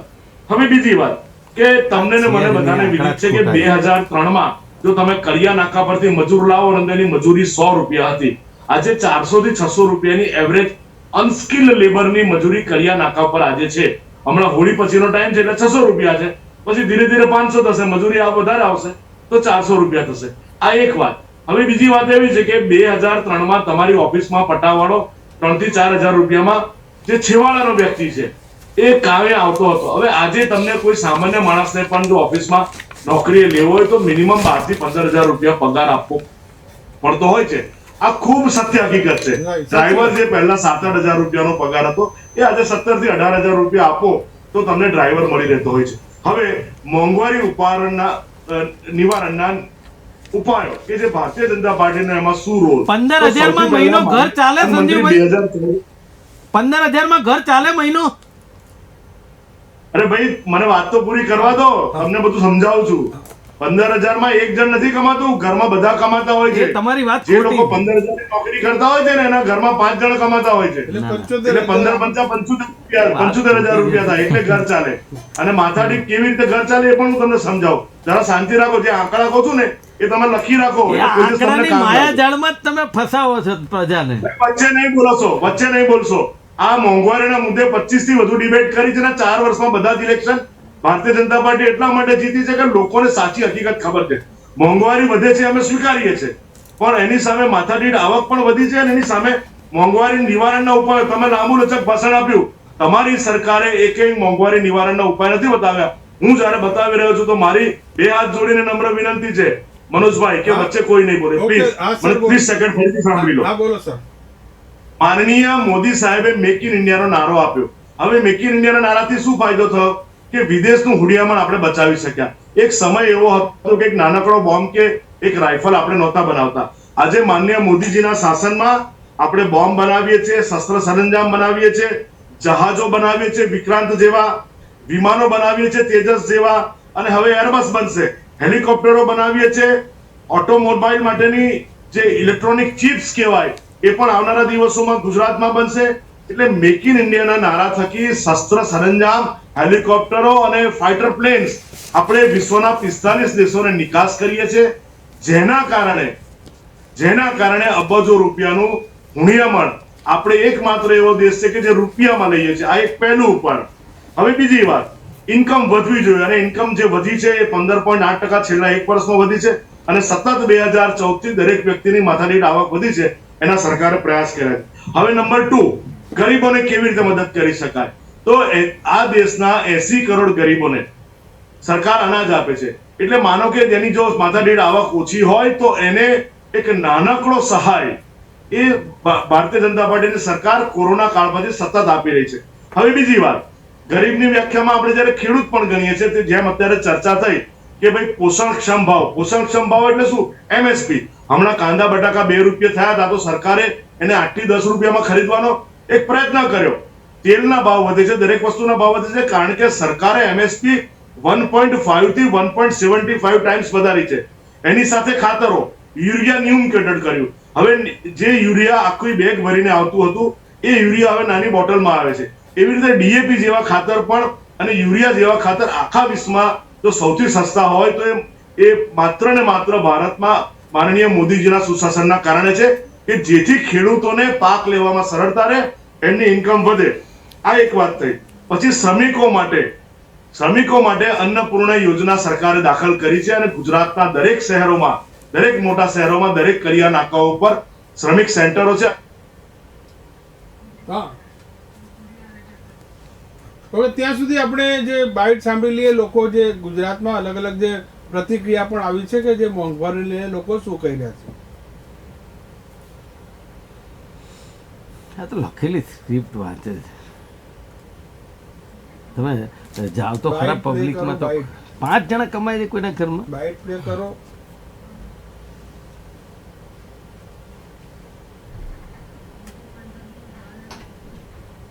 મુકેશભાઈ શું કહેશો? જે ભાજપનું ગણિત છે, કઈ રીતે જે સમજાયું છે, એ આંકડા શું તાર્કિક છે ખરા? જુઓ, સંજીવભાઈ જે વાત કરી રહ્યા હતા, ભાજપના પ્રવક્તા, એ ઉદ્યોગપતિઓ માટે ચાલતી સરકારના પ્રવક્તા છે. એક વાત હું તમને અટકાવું. એમને જે સંજીવભાઈ આંકડા 80 કરોડ ગરીબોને અનાજ આપે, એટલે ભારતમાં 80 કરોડ છે ગરીબો. પહેલા તો એ 80 કરોડ લોકોને જે અનાજ આપે છે ને, એ આંકડા એ જે બતાવે છે ને, એ આંકડા ખોટા છે. વાસ્તવિકતા એનાથી કંઈક જુદી છે. અચ્છા, 80 કરોડથી કદાચ હું કહું છું થોડા ઓછા વધતા આપતા હશે, પણ ખરેખર એ જ્યારે અનાજ લેવા જાય છે ને, તો અનાજની દુકાને અનાજ હોતું નથી. આવા કેટલા દાખલા છે. એમણે એવું કહ્યું કે જે ગરીબો છે ને, જે 15,000 પગાર, એના ઘરમાં બધાએ 15,000 કમાય છે. જાણે એમને આવીને બધા લખાઈ ગયા હોય કે અમારા ઘરમાં 75,000ની આવક છે. એટલે આવી ખોટી અને ભ્રામક વાતોથી તમે એમ કહો કે આવક વધી છે એટલે મોંઘવારી બરાબર છે, આ વાત તદ્દન ખોટી છે. તો જે દિવસે આપણા લોકલાડીલા પ્રધાનમંત્રી આંદોલનમાં હતા અને એમણે એમ કહ્યું હતું કે 400 રૂપિયા ગેસનો બાટલો આપીશું, બેન શ્રુતિબેન પણ હતા, મેં જે કહ્યું એમ બાબા રામદેવજી હતા, પેલા ભાઈ કેજરીવાલ હતા, અન્ના હજારેજી હતા, પોસ્ટરો પણ લાગ્યા હતા કે હા યુપી અને અમારી સરકાર આવશે તો આટલું કરીશું. બરાબર. હવે કદાચ એ સરકાર ચલાવીને 5 વર્ષમાં હું માનું છું કે ભાઈ પહેલી વાર સરકાર આવીને ના કરી શકે, પણ બીજી વાર જે 5 વર્ષની સરકાર આવી અને 4 વર્ષ 4.25 વર્ષ પૂર્ણ થયા, ત્યારે જે અત્યારે જુવાળ છે મોંઘવારીનો, તો મને એમ થાય છે કે તમે એ દિવસે જે વાત કરતા હતા ગેસના બાટલાની, સિંગતેલની ને કઠોળની ને આ ને તે જે બધી કરતા હતા, એ વખતે તમને આ ના યાદ આવ્યું કે એની આવક વધી છે ને, જાવક વધી છે ને, ઘટી ગયું છે ને, 15,000 પગાર છે ને, 5 જણ કમાય છે. એ વખતે કશું આપણા લોકલાડીના પ્રધાનમંત્રી નતા બોલી શકતા. એ વખતે ખાલી મોંઘવારી નડતી હતી, માત્ર ને બાટલો જ નડતો હતો. આજે હવે આપણે સાંભળીએ છીએ, ના એક મિનિટ પ્રતિક્રિયા જે આવી સાંભળી લઈએ, પછી આપણે આગળ વધીએ. હા, એટલે મારે બાકી જે વાત કરવાની, સિંગ તેલનો ભાવનો વધારો આવ્યો છે એનું કારણ શું છે? શું વધારો આવ્યો છે ને અને અત્યારે કેટલો વધારો આવ્યો છે ને વધારવાનું કારણ શું? છેલ્લા એક અઠવાડિયામાં મગફળીની આવક કપાણી એટલે સિંગ તેલના ડબ્બે 20 રૂપિયા અંદાજિત 20-25 રૂપિયાનો ઉછાળ આવ્યો છે. બીજું કોઈ કારણ નથી ભાવ વધવાનું. ભાવ વધવાનું કારણ ખાલી મગફળીની આવક વ્યાજમાં કપાણી છેલ્લા અઠવાડિયામાં એટલે 20-25 રૂપિયાનો ઉછાળો આવ્યો છે. આજે મોંઘો તેલ છે તો ગરીબ માણસને કેવી તકલીફ પડે? તો બીજા એની હવેલીમાં બીજા બધા જે સસ્તા મળે છે પામોલીન ને કપાસ ને સોયાબીન ને એટલે ગરીબ માણસને કોઈ તકલીફ પડે એવું છે નહીં ભાઈ. હાલ કેટલો વધારો આવ્યો? 20-25 રૂપિયાનો. હજી વધશે ભાવ? ના હવે નહીં વધે. હું આપની વાત સાથે સંપૂર્ણ સહમત છું. છેલ્લા 3 દિવસની અંદર સિંગ તેલમાં 60 રૂપિયા જેવો ધરખમ વધારો થયો છે. તેલના ડબ્બાનો ભાવ 3000 ને પાર થવા જઈ રહ્યો છે. સિંગ મગફળીનું વિપુલ ઉત્પાદન થયું છે, આમ છતાંય સિંગ તેલના ભાવમાં જે વધારો થયો છે એ સહ્ય છે, કમરતોડ છે. ગૃહિણીઓનું બજેટ ખોરવાઈ ગયું છે. આમ જુઓ તો અનાજના તમામ વસ્તુઓમાં ભાવ વધારો ખૂબ મોટા પ્રમાણમાં થયો છે. તેલિયા રાજાઓને ખુશ રાખવા માટે, ઓઇલ મિલરો પાસેથી કરોડો રૂપિયાના ફાળાઓ લેવા માટે, એમને રાજી રાખવા માટે આ ભાવ વધારો થઈ રહ્યો છે. આ ભાવ વધારાથી ખેડૂતોના આવકમાં કોઈ વધારો થતો નથી. માત્ર ને માત્ર ઓઇલ મિલરો અને તેલિયા રાજાઓને રાજી રાખવા માટે સરકાર આ ષડયંત્ર કરતી હોય એવું સ્પષ્ટ દેખાઈ રહ્યું છે. આમ જુઓ તો ગુજરાતની વર્તમાન પરિસ્થિતિ એવી બની ગઈ છે કે આમદની અઠ્ઠનની ખર્ચા રૂપિયા આ સરકાર મોંઘવારીને ડામવામાં સંપૂર્ણ નિષ્ફળ ગઈ છે. મધ્યમ વર્ગની કમર તૂટી ગઈ છે. વેરાઓ ભરી ભરીને મધ્યમ વર્ગ અત્યારે બેહાલ બની ગયો છે. ગરીબ વર્ગો પરની હાલત અત્યારે રસ્તા ઉપર આવી ગયા છે. ત્યારે મને ઓલી કહેવત યાદ આવે છે, ઓલી વાત યાદ આવે છે કે તુલસી હાય ગરીબ કી કભી ન ખાલી જાય, મુએ ઢોર કે ચર્મ સે લોહા ભસ્મ હો જાય. આ સરકાર મોંઘવારીના મારને હિસાબે લોકો હવે રસ્તા ઉપર આવશે અને સરકાર સામે સ્વયંભૂ આંદોલન કરશે. સરકારે અસરકારક પગલાં લેવા જોઈએ. તેલિયા રાજાઓએ આ જે ભાવ વધારો કર્યો છે એને ડામવા માટે સરકારે અસરકારક કાયદાકીય જોગવાઈ કરીને પણ તેલના ભાવને નિયંત્રિત રાખવા જોઈએ એવી અમારી વિનમ્ર માગણી છે, જેથી મધ્યમ વર્ગ પોતાના બજેટની અંદર પોતાનું જીવન જીવી શકે. રિએક્શન આપી રહ્યા છે. આપણે સીધા જે અમિતભાઈ પાસેથી. અમિતભાઈ, જે કોંગ્રેસનું ગણિત અને ભાજપનું ગણિત, કોંગ્રેસ અને ભાજપના જે શાસનમાં જે કમ્પેરિઝન આપણે સાંભળ્યું હશે, શું કહેશો કમ્પેરિઝનને લઈને?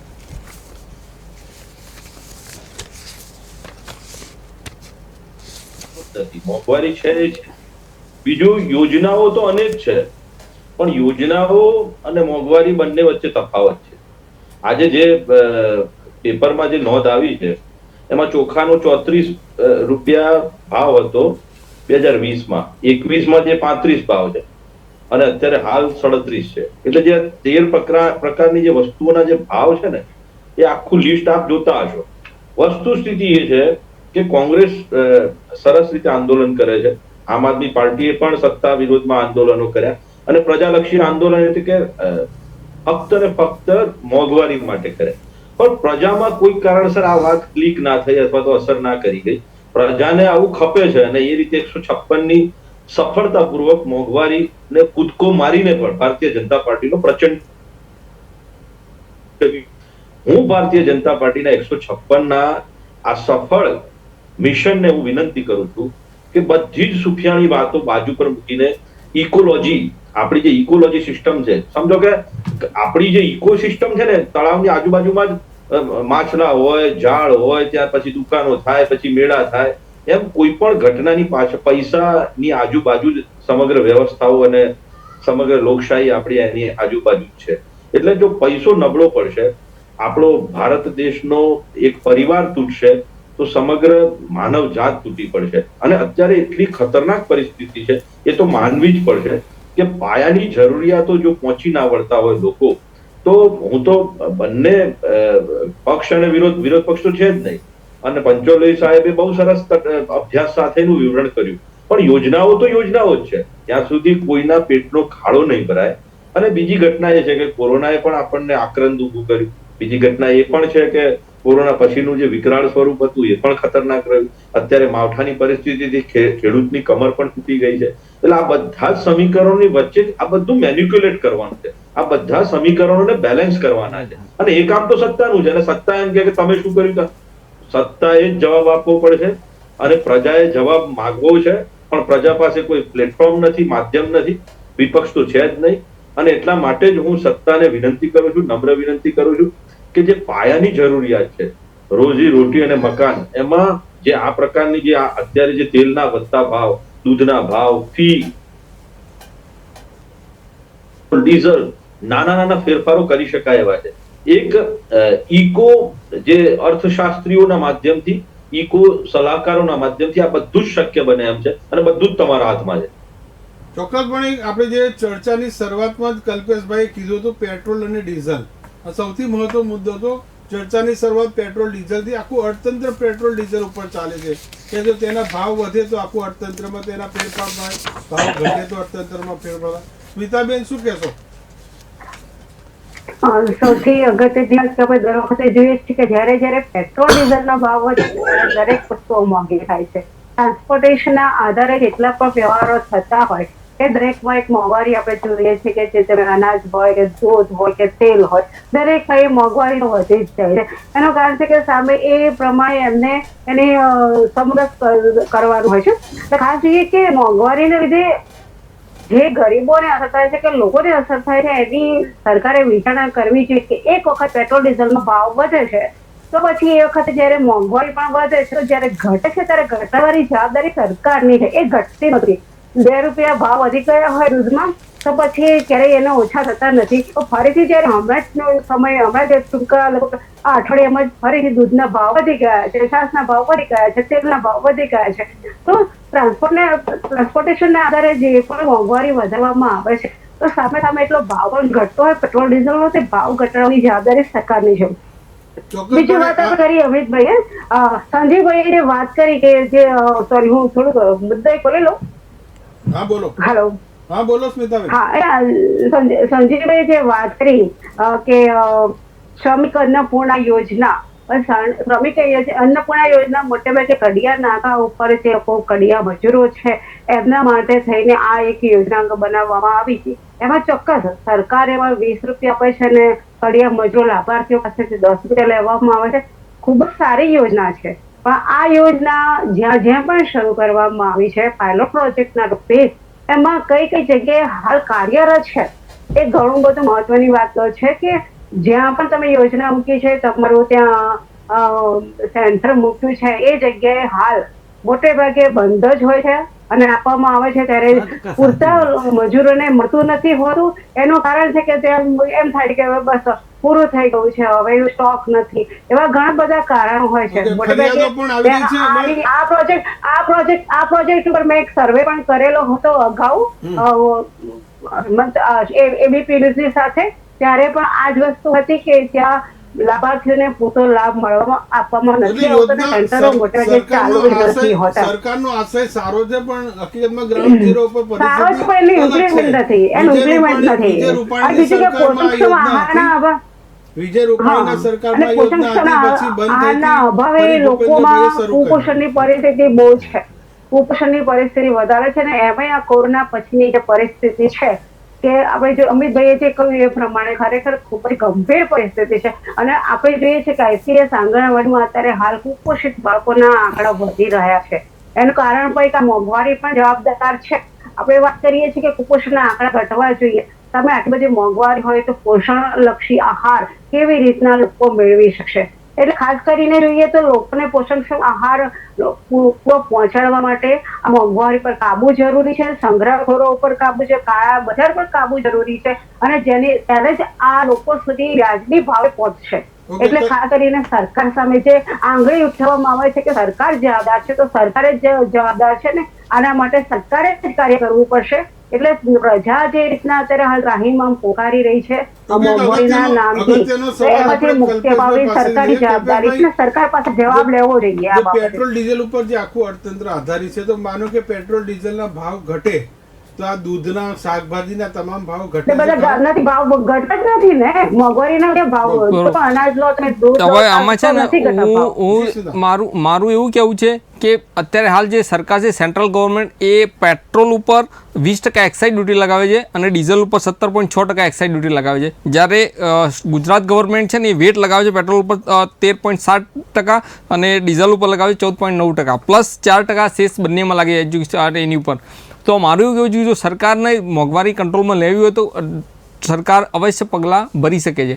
કારણ કે જો સરકાર આની એક્સાઇઝ ડ્યુટી અને ઓટોમેટિક એક્સાઇઝ ડ્યુટી ઘટાડો તો વેટ બી ઘટવાનો છે અને વેટ સીધી ભાષામાં આપણે કેટીવીના દર્શકોને બતાવીએ કે પેટ્રોલ ડીઝલ ઉપર જો ટેક્સ ના હોય તો કેટલામાં પડે અને ટેક્સ સાથે કેટલામાં આવે, મૂળ કિંમત પેટ્રોલ ડીઝલની કેટલી? હવે હું તમને આજ કહી દીધું કે 20% એક્સાઇઝ ડ્યુટી લાગે છે અને એની ઉપર પછી વેટ લાગે છે 13.7% પેટ્રોલ ઉપર લાગે છે. તો સમજી લો કે એ ના લાગતો હોય તો તમારું પેટ્રોલ ડીઝલ તમને સસ્તું મળે. પણ જે આગળની ગવર્મેન્ટ હતી, જે પહેલાં યુપીએની ગવર્મેન્ટ જે હતી, એ વખતે એ લોકો સબસિડી આપતા હતા. આ લોકોએ સબસિડી ઉઠાવી લીધી પેટ્રોલ ડીઝલમાંથી. એટલે પહેલું શું કર્યું, એમને માર્કેટ ફ્રી કરી દીધું કે જ્યાં બી હોય ત્યાં ફ્રીલી એક્સેપ્ટેબલ. એટલે કોઈ પણ ભાવ નક્કી થશે, ડિપેન્ડ્સ ઓન ધ ફોરેન. એટલે જ્યાંથી ક્રૂડનો ભાવ છે એ પ્રમાણે અહીંયા પ્લસ માઇનસ થાય છે. એટલે ગવર્મેન્ટે શું કર્યું, એનો હસ્તક્ષેપ ઉઠાવી લીધો. અને મીનવાઇલ જ્યારે ભાવ ઘટાય એટલે વચ્ચે ગવર્મેન્ટે એમાં એક્સાઇઝ ડ્યુટી વધારી, એ બી તમને કહી દઉં. એટલે ગવર્મેન્ટે કલેક્શન કર્યું, નો ડાઉટ. એની સામે તમને કહું તો જીએસટીનું કલેક્શન બી ગવર્મેન્ટને 1.5 લાખ કરોડ ઉપર થઈ ગયું છે એવરી મંથ. બરોબર. હવે તમે એવું જોવા જશો તો સરકાર એની સામે સરકાર ઇન્વેસ્ટમેન્ટ બી કરે છે. હવે હું તમને અહીંયા સમજાવું એક વસ્તુ કે જ્યારે આપણે આ બજેટ આવ્યું 2023નું બજેટ, તો બજેટમાં સરકારે શું કહ્યું, ભાઈ રૂપિયો આવશે ક્યાંથી અને રૂપિયો જશે ક્યાંથી, એ બધા હું તમને સમજાવું. કે પહેલું જે છે ને રૂપિયોમાં એ 15% ઇન્કમ ટેક્સમાંથી આવે છે, 7% એક્સાઇઝ ડ્યુટીમાંથી આવે છે, 15% કોર્પોરેટ ટેક્સમાંથી આવે છે, 17% જીએસટીમાંથી આવે છે અને 4% custom, non receipt tax receipt 6% અને નોન કેપિટલ રિસીપ્ટ છે 2% અને 34% ગવર્મેન્ટ બોરોઈંગ કરે છે, એટલે લોન લે છે ગવર્મેન્ટ. હવે જે ગવર્મેન્ટ લોન લે છે એ સામે બર્ડન જ છે, ગવર્મેન્ટની આવક નથી, છતાં ગવર્મેન્ટ ખર્ચો કરે છે. એટલે આપણે એ સમજવું જોઈએ કે આ લોન જેટલી ઓછી કરે, તમે પોતે તમારા ઘરનું જો બજેટ હોય તો આપણે શું વિચારતા હોય કે ભાઈ મારા ઘરનું ઇન્ડિવિજ્યુઅલ મારું બજેટ કેટલું છે તો હું કેટલો ખર્ચો કરીશ, તો તમે લોન લઈને કેટલો ખર્ચો કરો એ વિચાર લો. ખાલી બહુ તો તમે સ્થાયી મિલકત વસાવશો, બાકી કોઈ ખર્ચા રેવન્યુ એક્સપેન્ડિચર નહીં કરો. એટલે મારું ધ્યાન એ દોરવાનું છે ગવર્મેન્ટને કે જે તમે આ કરો છો એક્સપેન્ડિચર બોરોઈંગ લઈ અને આ સ્કીમો બીમો એ બરોબર છે, નો ડાઉટ પબ્લિકને આપો, પણ તમે જે લોન લો છો એનું સામે વ્યાજ બી આવે છે. ગવર્મેન્ટનો રૂપિયો ક્યાં જશે એ બી તમને સમજાવી દઉં. આમાં 4% પેન્શનરોનું પેન્શન આપે છે, અધર એક્સપેન્સમાં 8% જાય છે, સ્ટેટ શેરમાં ટેક્સીસમાં 18% સ્ટેટ ગવર્મેન્ટ આપે, સેન્ટ્રલ ગવર્મેન્ટ 9% ફાઇનાન્સ કમિશન અધર ટ્રાન્સફર છે. સેન્ટ્રલ સેક્ટરની જે સ્કીમો છે ને સ્કીમમાં 17% જાય છે, ગવર્મેન્ટનું 1 રૂપિયામાં 17% એમાં જાય છે. 20% ઇન્ટરેસ્ટનું પેમેન્ટ જાય છે, બોરોઈંગ કર્યું અને 20% પેમેન્ટ કરે રૂપિયામાં, એટલે 20 પૈસા તમારે ચૂકવવા પડે છે ઇન્ટરેસ્ટ. તો પછી 9% સેન્ટ્રલી સ્પોન્સર સ્કીમ છે પાછી એમાં જાય છે અને સબસિડી 7% આપે છે. ડિફેન્સમાં 8%, ડિફેન્સમાં બજેટ ઓછું છે. હવે હું તમને અહીંયા સમજાવું કે સૌથી પહેલું ફોકસ ક્યાં કરવું જોઈએ. મારા મત પ્રમાણે ગવર્મેન્ટે શું કરવું જોઈએ, જેટલી બી સ્કીમો છે તમે નો ડાઉટ કોમન પીપલ સુધી પહોંચતી નથી, એવું મારો બી પોતે અનુભવ છે. મેં I have seen number of time. એટલે જે મળવી જોઈએ વચેટિયા, એમાં બી વચેટિયા છે. એટલે તમે જે સ્કીમો છે ઇફેક્ટિવલી ઇમ્પ્લિમેન્ટ નથી થતી, પણ એના માટે ગવર્મેન્ટે કોઈ ઇકોનોમિક્સનો અનુભવ લઈ અને એવું કંઈ નક્કી કરવું પડે કે ભાઈ જે આ પૈસા આપણે જે કલેક્ટ કરીએ છીએ જીએસટીમાંથી આવે છે કે કેપિટલ બોરોઈંગ કરીએ છીએ કે બધી ઇન્ટરેસ્ટની ઇન્કમ છે, whatever may be the number of income, એ બધી ઇન્કમનું સામે કઈ રીતે યુટિલાઇઝ કરવી જેથી મેક્સિમમ આપણે રિડક્શન કરી શકીએ ઇન્ટરેસ્ટની લાયબિલિટી. કારણ કે ઇન્ટરેસ્ટની લાયબિલિટી ગવર્મેન્ટ ઉપર બર્ડન છે, કોઈ પણ ગવર્મેન્ટ હોય, બધાએ આ વિચારવું જ પડે. એટલે મોંઘવારી તો નો ડાઉટ આગળ વધી જઈ છે, મોંઘવારી તો વધવાની છે. મોંઘવારીને કંટ્રોલ કરવા માટે ગવર્મેન્ટે જો એક્શન લેવા હોય તો 100% ગવર્મેન્ટ લઈ શકે છે. પણ એ ટૂંકમાં કહી શકાય કે મોંઘવારી ઘટવાની આશાઓ દૂર નથી, એ તો સ્પષ્ટ છે. ના, આશા દૂર નથી એવું ના કહી શકો. ગવર્મેન્ટે કરવું હોય તો ગવર્મેન્ટ કાલ સવારે કરી દે, કાલે સવારે કરી દે, તમે એની રાહ ના જુઓ. ગવર્મેન્ટ કરવું છે તો, પણ એ ઇન્ટેન્શન ગવર્મેન્ટ ઉપર જાઓ. ગવર્મેન્ટ એટલા બધા મોટા પ્રોજેક્ટ ચાલુ કરે છે એટલે એનું બધું બજેટ આખું ફરવાઈ જાય. ઈરાદો હોવો જોઈએ કામ કરવાનો. હા, એટલે મારું એ જ છે કે દૂર કોઈ શક્યતા દરેક નાગરિક, આ જે કેટીવીનો દર્શક છે, આ ડિબેટ શા માટે જોવે કે આ ચર્ચામાંથી કંઈ મને કંઈ લાભની વાત છે, મોંઘવારી ઘટવાની વાત છે, સરકાર વતી જે પ્રવક્તા શું કહી રહ્યા છે, વિપક્ષ છે શું કહી રહ્યો છે. બોલો સંજીવભાઈ, આપની પાસે આવજો.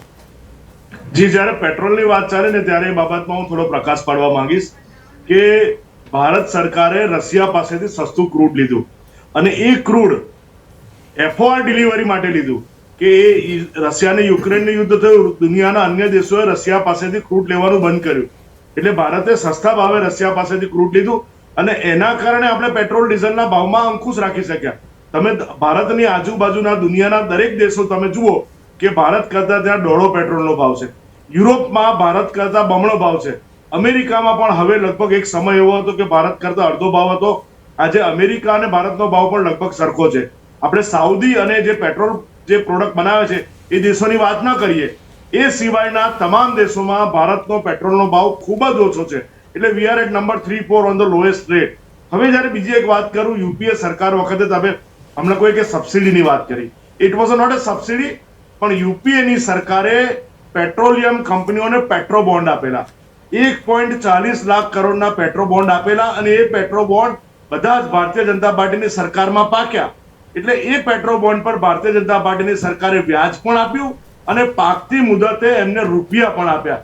કારણ કે જો બાપ દેવું કરી ગયા હોય ને તો છોકરાએ દેવું ભોગવવું પડે. એટલે અગાઉની મનમોહનની સરકારે જે દેવું કરેલું 1.41 લાખ કરોડ પેટ્રો બોન્ડનું, એ દેવું, એ કિંમત અને એનું વ્યાજ એ ભારતીય જનતા પાર્ટીની સરકાર ચૂકવી રહી છે. એટલા માટે સરકારે ભાવ સ્થિર રાખવો પડે. પરંતુ પેટ્રોલ ડીઝલની બોટમ લાઈન એ છે કે ભારતીય જનતા પાર્ટી શાસિત દરેક રાજ્યોમાં ભાવ ઓછો છે.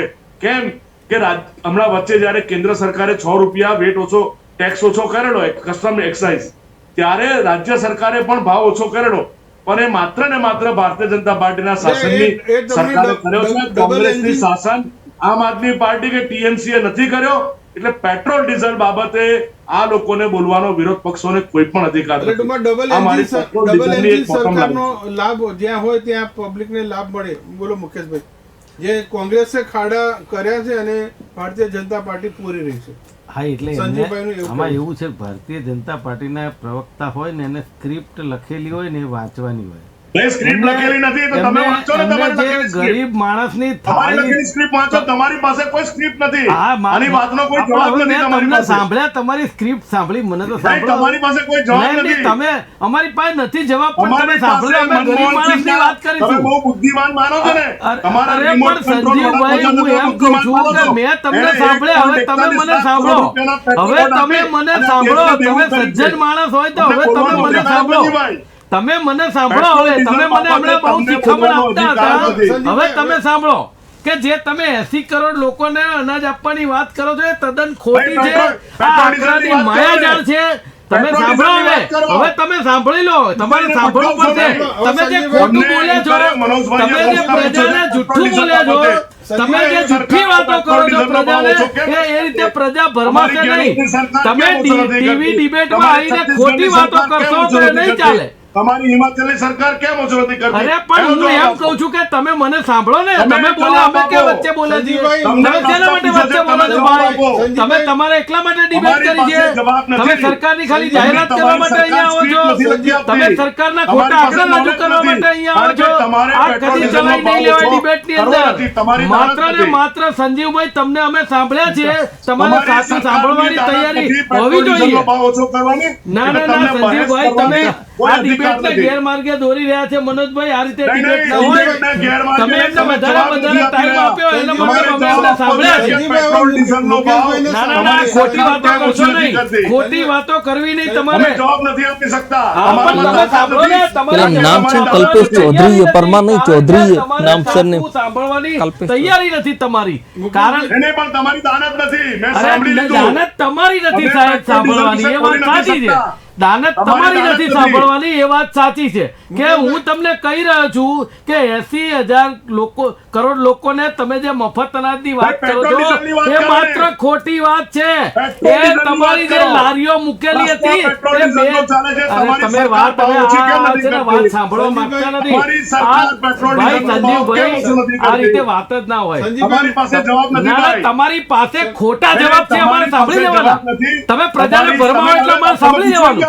તમે કૌંસમાં મુકાઈ ગયા. ના ના, કૌંસમાં નહીં.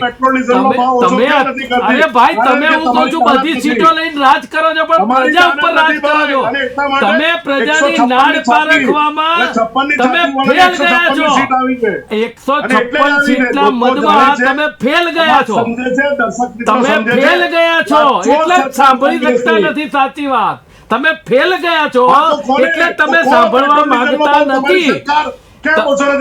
અરે ભાઈ પણ તમે સાંભળો ને, તમે જે વાત બોલ્યા ને ખોટી વાત છે. સંજીવભાઈ આપણે તમારો ડીઝલના ભાવ તમારી સરકાર ઓછી કેમ નથી કરતી? જવાબ બસ એ જવાબ આપણે મુકેશભાઈ થી લઈ લઈએ. બોલો મુકેશભાઈ. હવે તમે સંજીવભાઈ સાંભળજો. નથી જવાબ એમની પાસે. બોલો મુકેશભાઈ બોલો. આમાં શું છે કે અત્યારે એમની સ્ક્રિપ્ટમાં એવું લખ્યું છે કે આપણે જ સવાલ તમારો જવાબ આપો ને. જો હવે તમે પણ મને બોલવા દો, તમે શું કરવા વચ્ચે બોલો છો?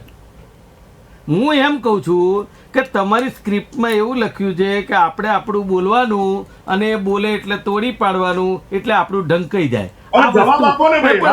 અરે ભાઈ મને સાંભળો ને મારો. ના તમે પણ શું કરવા વચ્ચે બોલો મને ખબર નથી પડતી.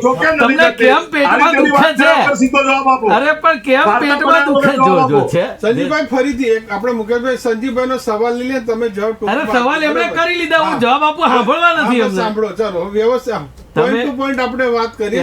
અરે પોઈન્ટ ટુ પોઈન્ટ પણ એમણે જે લોકોને કે મફત અનાજ આપીએ છીએ એનું વાત કરું છું કે ખોટી વાત છે. એ આંકડા એમના ખોટા છે કે જે લારીઓ એમણે મૂકી હતી, તમે સમજો 2022 ઇલેક્શનમાં 3 મહિના પહેલા ચાલુ કરી, એ પહેલા બધી બંધ હતી. અત્યારે જે લારીઓની વાત કરે છે 10 રૂપિયામાં આપે છે ભોજન, પેટ્રોલ ડીઝલની વાત કરો. તમારે 80,000 લોકોની વાત તો કરવી પડશે ને.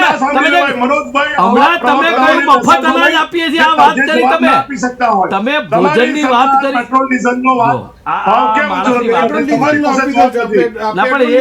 એ કેમ મારે જવાબ જે બોલી ચૂક્યા, તમે 15 મિનિટ ભાષણ આપ્યું, એમાં તમે શું બોલ્યા તમને ખબર નથી કે તમે શું બોલી ગયા છો. હા એટલે કહું છું, લખેલી સ્ક્રિપ્ટ વાંચો છો તમે, તમારી પાસે કોઈ આમ આદમી કે ગરીબ માણસ માટેની વાત નથી તમારી પાસે. સાથે બીજા પણ જે ગેસ્ટ જોડાય છે, સ્મિતાબેન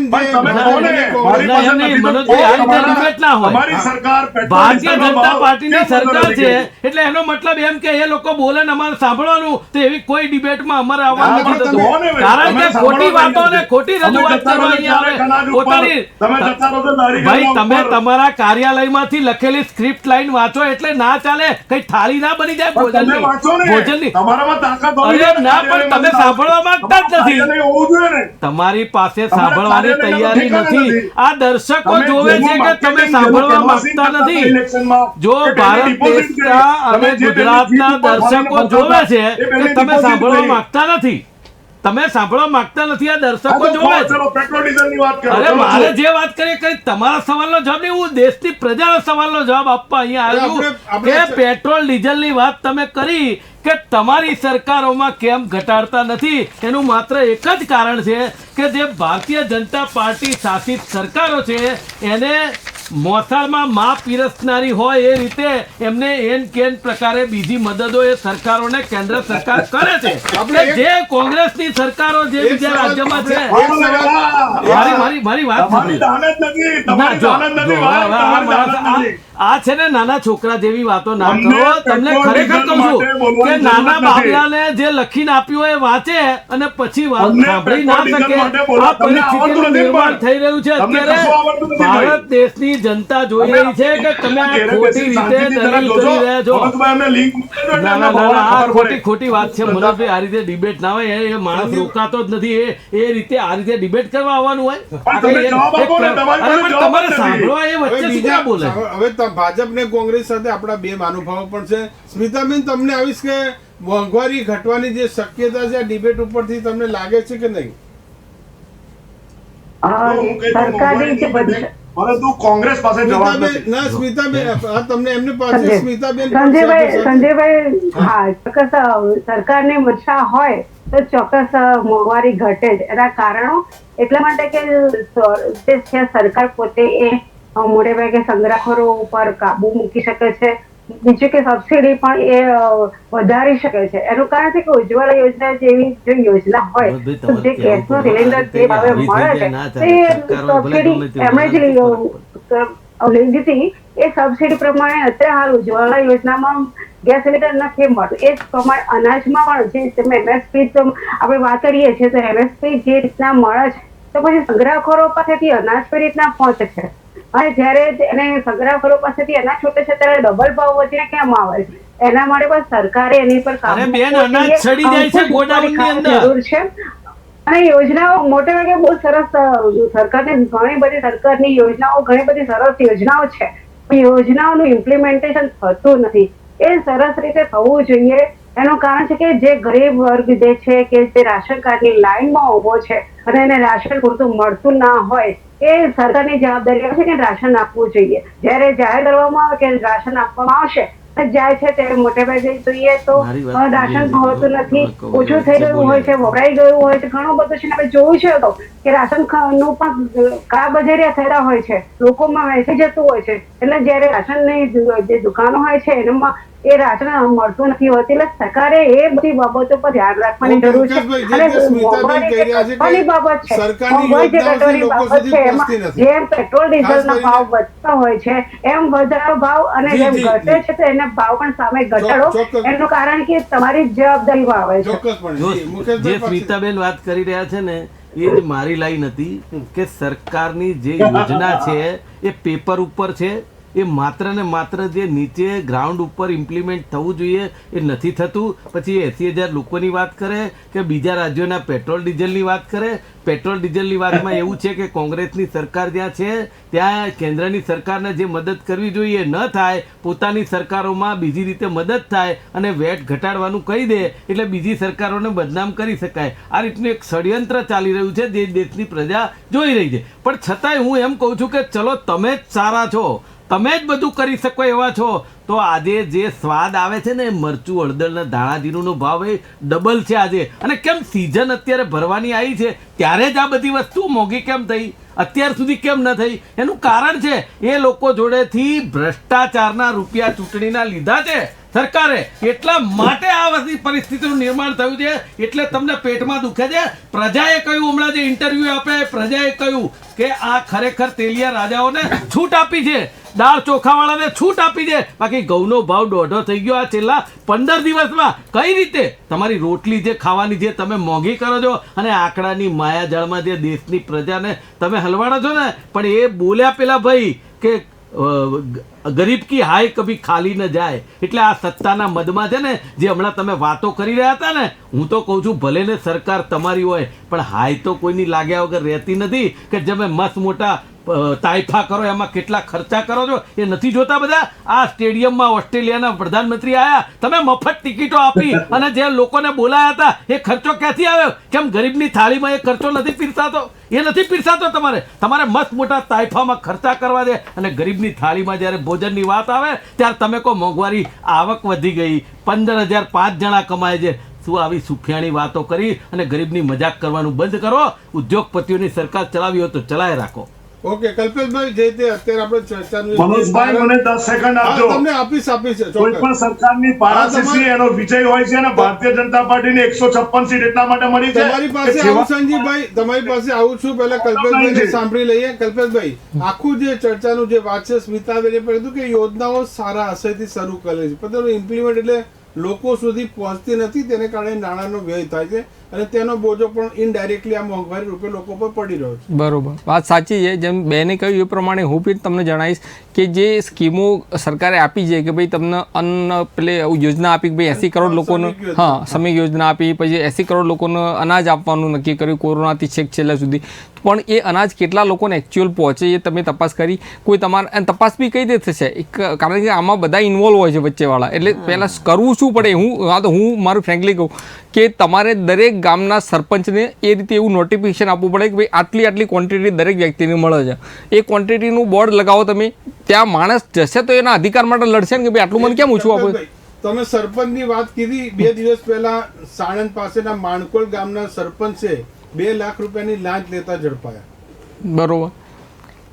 આ પ્રકારની જો જવાબદારી સર પે બધા તો એવા નથી હોતા, પણ જે ફરીથી એમની વાત સાચી છે કે નીચેના માણસને જવાબદારી સોંપી હોય ને તો હું એવું માનું છું કે આની અંદર ઇમ્પ્લિમેન્ટેશનમાં ફાયદો થાય.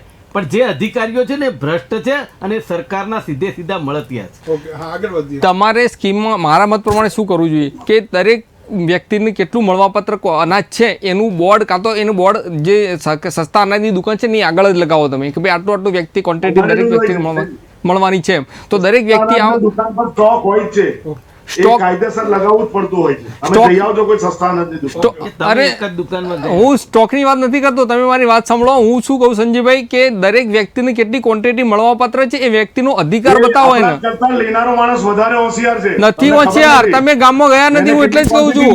જો હું કોઈ તમે બધા તમારા જેટલા હોશિયાર નથી હોતા. વધારે હોશિયાર છે. સંજયભાઈ રાતની દુકાને ખરેખર લોકોને એવો અનુભવ થયો છે કે 7 કિલો અનાજ મળતું હોય તો એમ કહે કે અત્યારે હાલ અનાજ ઓછું છે તો રાત્રે 2 કિલો વજન 5 કિલો અનાજ ઓછું મળશે. તમે પેપરમાં જાહેરાત આપી, તમે સંજીવભાઈ એક પેપરમાં જાહેરાત આપી કે ભાઈ આ વ્યક્તિને આટલું આટલું અનાજ મળશે, આ ક્વોન્ટિટી છે, એવું કઈ જાહેરાત આપી? કઈ છે પબ્લિક? સરકારની યોજનાની જાહેરાત આવે છે. એ તો ખાલી અરે એમ નથી આવતી. સ્પેસિફિકલી કોઈ જાહેરાત આવતી નથી. બધું વાંચે છે, જુએ છે, સમજે છે, સોશિયલ મીડિયામાં પણ સમજે છે. તમે ભાષણોમાં બોલો છો, સ્પેસિફિક જાહેરાત કોઈ હોતી નથી. સંજીવભાઈ, હું કોઈ પોલિટિકલ માણસ નથી. હું ખાલી એટલું કહું છું કે સરકાર સ્ટેપ સારા લે છે, પણ આમાં ઇફેક્ટિવલી જો આટલું કરી શકતી હોય તો ઘણું સારું છે. કે જે આપની લાગણી હું સમજી શકું છું અને I must appreciate the eye opener people like you. અને આવા ડિબેટ થકી સરકારને ઘણી બધી વસ્તુ સમજવાની પણ મળે. હું એ જ બતાવું છું કે મેં આઈ હેવ ઓલરેડી ફેસ, મેં સિચ્યુએશન ફેસ કરી છે. એટલે જ હું તમને કહું છું કે ગામમાં જે છેવટનો માનવી છે, જે ગરીબ છે, એની ઘણા ફેમિલી જોડે તો રેશનિંગ કાર્ડ બી નથી, ખોવાઈ ગયા તો મળતા બી નથી. એટલે આપણે એવું કરવું જોઈએ કે ઇફેક્ટિવલી કઈ રીતે ડિલિવર થાય એ ખાસ જોવું જોઈએ. મારો એવો વ્યૂ છે. નહીં, એના માટે ભારતીય જનતા પાર્ટીના કાર્યકરો હમણાં સરકારશ્રીની યોજનાઓ લઈ લઈને ઘરે ફરી રહ્યા છે કે લોકોને ખબર પડે કે સરકારશ્રીની યોજનાઓ શું છે, એની સિસ્ટમ શું છે.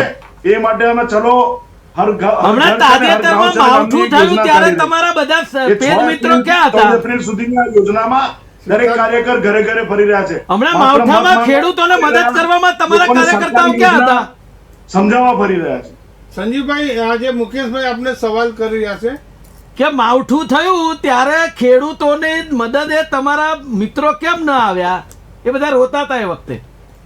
ભાઈ, તમે લોકો બધા રિસોર્ટોમાં જલસા કરો ને, ભારતીય જનતા પાર્ટીના લોકો દરેક જગ્યાએ હોય છે. ખેડૂતો ટીવી સામે રોયા છે કે અમારું અનાજ પકડી ગયું. તાલપત્રી આપવા ગયો કોઈ માણસ? ખાલી વાતો કરવાની બસ. તમને ફોટો મોકલું. હા, તમને ફોટો મોકલું. એટલે તમારા મળતિયા એક જણને આપી દીધી, એનો ફોટો ના મોકલાય. તમને ખબર નથી કારણ કે તમારી આંખે કાળા ચશ્મા છે, ધૂંધળા ચશ્મા છે. અરે ભાઈ, મારી તો આંખે 5 જાતના ચશ્મા છે, પણ જે ટીવીની સામે, મીડિયા સામે જે ખેડૂતો રોયા છે અમે જોયા છે. સરકાર ઉડી ગઈ છે. બસ તમને સરકારથી જ મતલબ છે, સત્તાથી જ મતલબ છે. તમારે જનતા સાથે કોઈ નાતો રાખવો નથી. તમારે સત્તા આવી ગઈ એટલે પતી ગયું. બસ આ એક જ વાત તમારી પાસે એક જ વાત છે કે સત્તા ને સત્તા, સીટો ને સીટો, સરકારો તોડવી કઈ રીતે, દોડવી કઈ રીતે, બસ આ એક જ વાત છે. પ્રજાલક્ષી કામ તમારી પાસે નથી. તમારી પાસે કોઈ અર્થશાસ્ત્રી નથી, એના કારણે આ મોંઘવારી વધી છે. બાકી કોઈ બીજું કારણ નથી. ખાલી ખોટી સ્ક્રિપ્ટો વાંચવાની વાત ના કરશો.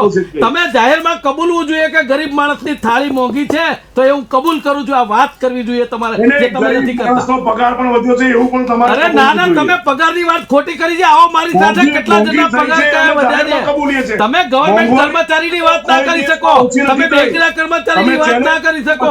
તમે 10-15 હજાર પગાર વાળા માણસની વાત કરો જે 60% વર્ગ છે. તમારી કોઈ વસ્તુ 10 રૂપિયાની 2 રૂપિયા મળે છે. ના ના સંજીવભાઈ, તમે મારી સાથે આવો ને કાલે. ચલો, હું તમને મારો દિવસ આપવા તૈયાર છું. તમને લઈ જાઉં કઈ જગ્યાએ 5-5 જણા કમાઈ દે, 75,000 થાય છે. આવી ખોટી વાતો તમે કરો કે રીતે ચાલે? લઈ જાઉં મારી ત્યાં, હું તમને લઈ જાઉં. અરે તમે કો ત્યાં આવવા તૈયાર છું સાહેબ. તમારે ત્યાં તમે રહેતા છો ત્યાં આ પરિસ્થિતિ છે. મને ક્યાંય આવવા વાંધો નથી, પણ તમે ખોટી વાત કરો છો ત્યાં મને વાંધો રહેજો. તમને 10 જગ્યાએ વિઝિટ કરાવીશ. અરે વિઝિટ કરાવો એટલે તમને તમારા કારણે સુખી થઈ ગયેલા લોકોની વિઝિટ ના કરાવતા. તમે ખરેખર સ્થાનિક લોકોની વિઝિટ કરાવજો. હું આવીશ 100%. હા, તમને બધું કરાવીશ. તમે આવી જાઓ કાલ સવારે 10 વાગે મારા. આવી જાઓ. તમને હમણાં એડ્રેસ મોકલી આપું મારું વોટ્સઅપ. અરે કઈ વાંધો નહીં, તમે યાર મિત્ર જ છો ને, મોકલી આપો, હું આવી જઈશ. ટૂંકમાં સંજીવભાઈને આવો, તમને વેલકમ છે. સંજીવભાઈને સવાલ કે સંજીવભાઈ, જે તે આગામી દિવસોમાં કોઈ મોંઘવારી ઉપર કાબુ કે મોંઘવારી ઘટવાની શક્યતા છે ખરી? નહીં, દુનિયાના કોઈ પણ દેશમાં ક્યારે મોંઘવારી ઘટી નથી. હિન્દુસ્તાનમાં પણ ઇન્ફ્લેશન અને મોંઘવારી અને વિકાસના દરની સાથે એ હોય છે. કોઈ પણ વક્તા એવું કહેતો હોય, કોઈ પણ પ્રવક્તા એવું કહેતો હોય, દુનિયાનો કોઈ પણ પ્રાઇમ મિનિસ્ટર એવું કહેતો હોય કે મારા દેશમાં 10 રૂપિયાની વસ્તુ હવે 2 રૂપિયામાં મળતી થઈ છે. It is not possible. આજની 10 રૂપિયાની વસ્તુ કાલે 11 રૂપિયાની થવાની છે, જે નિર્વિવાદ છે. એટલે એવું ક્યારેય ન કહી શકાય. અને હું કહું તો મારા જેટલો મૂર્ખો કોઈ ન કહેવાય, પરંતુ કોઈ પણ કાળે કોઈ પણ વક્તા, કોઈ પણ પ્રવક્તા, કોઈ પણ નેતા ન કહી શકે. આ બાબત આપણે સ્વીકારવી રહી. ઓકે મુકેશભાઈ, એમને વાસ્તવિક સ્થિતિ છે સંજીવભાઈએ સ્વીકારી છે કે મોંઘવારી ઘટવાની નથી. સંજીવભાઈ, તમે સ્વીકાર્યું કે મોંઘવારી ઘટવાની નથી, એ વાત સાથે મારે એટલે સંમત નથી થવું કે તમે એટલીસ્ટ આ જે પ્રજા પીડાઈ રહી છે એને એક આશ્વાસન રૂપે એમ તો કહી શક્યા હોત કે આ જે પ્રધાનમંત્રી જૂઠું બોલવાની વાત નથી. તમે સમજી લો, મારી વાત સાંભળી લો શાંતિથી. માત્ર બોલવાથી નથી થતું. હું જે કહું છું એ વાત જુદી છે કે પ્રધાનમંત્રીના મુખે ના તમારી વાત ના સંજીવભાઈ, હંમેશા ગરીબ માણસ જે છે ને, જે પીડાઈ રહ્યો હોય ને, એને તમે આજે જે વાત કરો ને કે મોંઘવારી ક્યારેય ઘટવાની નથી, તો એ રાત્રે ઊંઘ ના આવે ને, એ ગરીબ માણસને ઊંઘ ના આવે. સંજીવભાઈ, આવી વાત ના કરાય. તમારે એવું કહેવાય કે અમે કરવા માટે કંઈક કરી રહ્યા છીએ. તમે એવી વાત કરી શકો, એવી ના કહો કે કદી મોંઘવારી ઘટવાની નથી. આ ઊંઘી નહીં શકે ગરીબ માણસ. તમે ઉદ્યોગપતિઓને ઊંઘાડો, ગરીબ માણસ ઊંઘી નહીં શકે. ખોટી વાતો ના કરશો ભાઈ, તમે ખોટા આશ્વાસન ના આપશો. ભાઈ મનોજભાઈ, 9:15 થયા, તમે 8 વાગ્યાનો ડિબેટ ચાલુ કર્યો. આ જે લોકોને જે તમે વચ્ચે બોલ્યા ને એમાં લોચો પડે. સ્મિતાબેન, જલ્દી આપનો જવાબ કહી દો. મોંઘવારી તો કૂદકે ને ભૂસકે વધી જ રહેવાની છે. જે વાત કરી સંજયભાઈએ એ ચોક્કસ સાચી વાત છે કે એક વખત જયારે મોંઘવારી વધે છે, કોઈ પણ ભાવ વધે છે, ત્યારે ઘટતા તો નથી. અને એમણે પણ જાહેરમાં જ કહ્યું આપણા મીડિયાના માધ્યમથી કે એક વખત જે ભાવ વધે છે ઘટવાનો નથી, પણ ચોક્કસ એમાં એક એવું ઇમ્પ્લિમેન્ટેશન થાય કે જે કોઈ પણ યોજનાઓ છે, ગવર્મેન્ટની યોજનાઓ, એ સરકારના ગરીબ વર્ગો સુધી પહોંચે, એનો લાભ આવે તો ચોક્કસ આ મોંઘવારીમાં તમને એક રાહત તો મળશે કે એમને અનાજ મળી રહ્યું છે. સંગ્રહ પર કાબુ મેળવવો જોઈએ. અને બીજું કે જે અનાજ છે એ નિયમિત રીતે પહોંચે.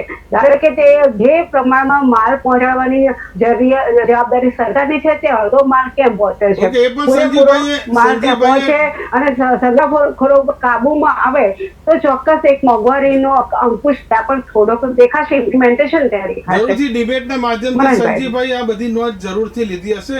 અને આપ જે મહાનુભાવો છે તે જોડાયા, ખૂબ ખૂબ આભાર. ફરી મળીશું આપણે એક નવા મુદ્દા સાથે. ત્યાં સુધી રજા આપશો. નમસ્કાર. આ હતી જે ડિબેટ, જે સૌથી વધુ મરણતોડ મોંઘવારી ને આ મોંઘવારીમાં કયા કયા જે રસ્તા છે ઘટાડવાના, વધી શકે આર્થિક સ્થિતિ, આ તમામ બાબતોની ચર્ચા થઈ. ફરી મળીશું એક નવા જ વિષય સાથે.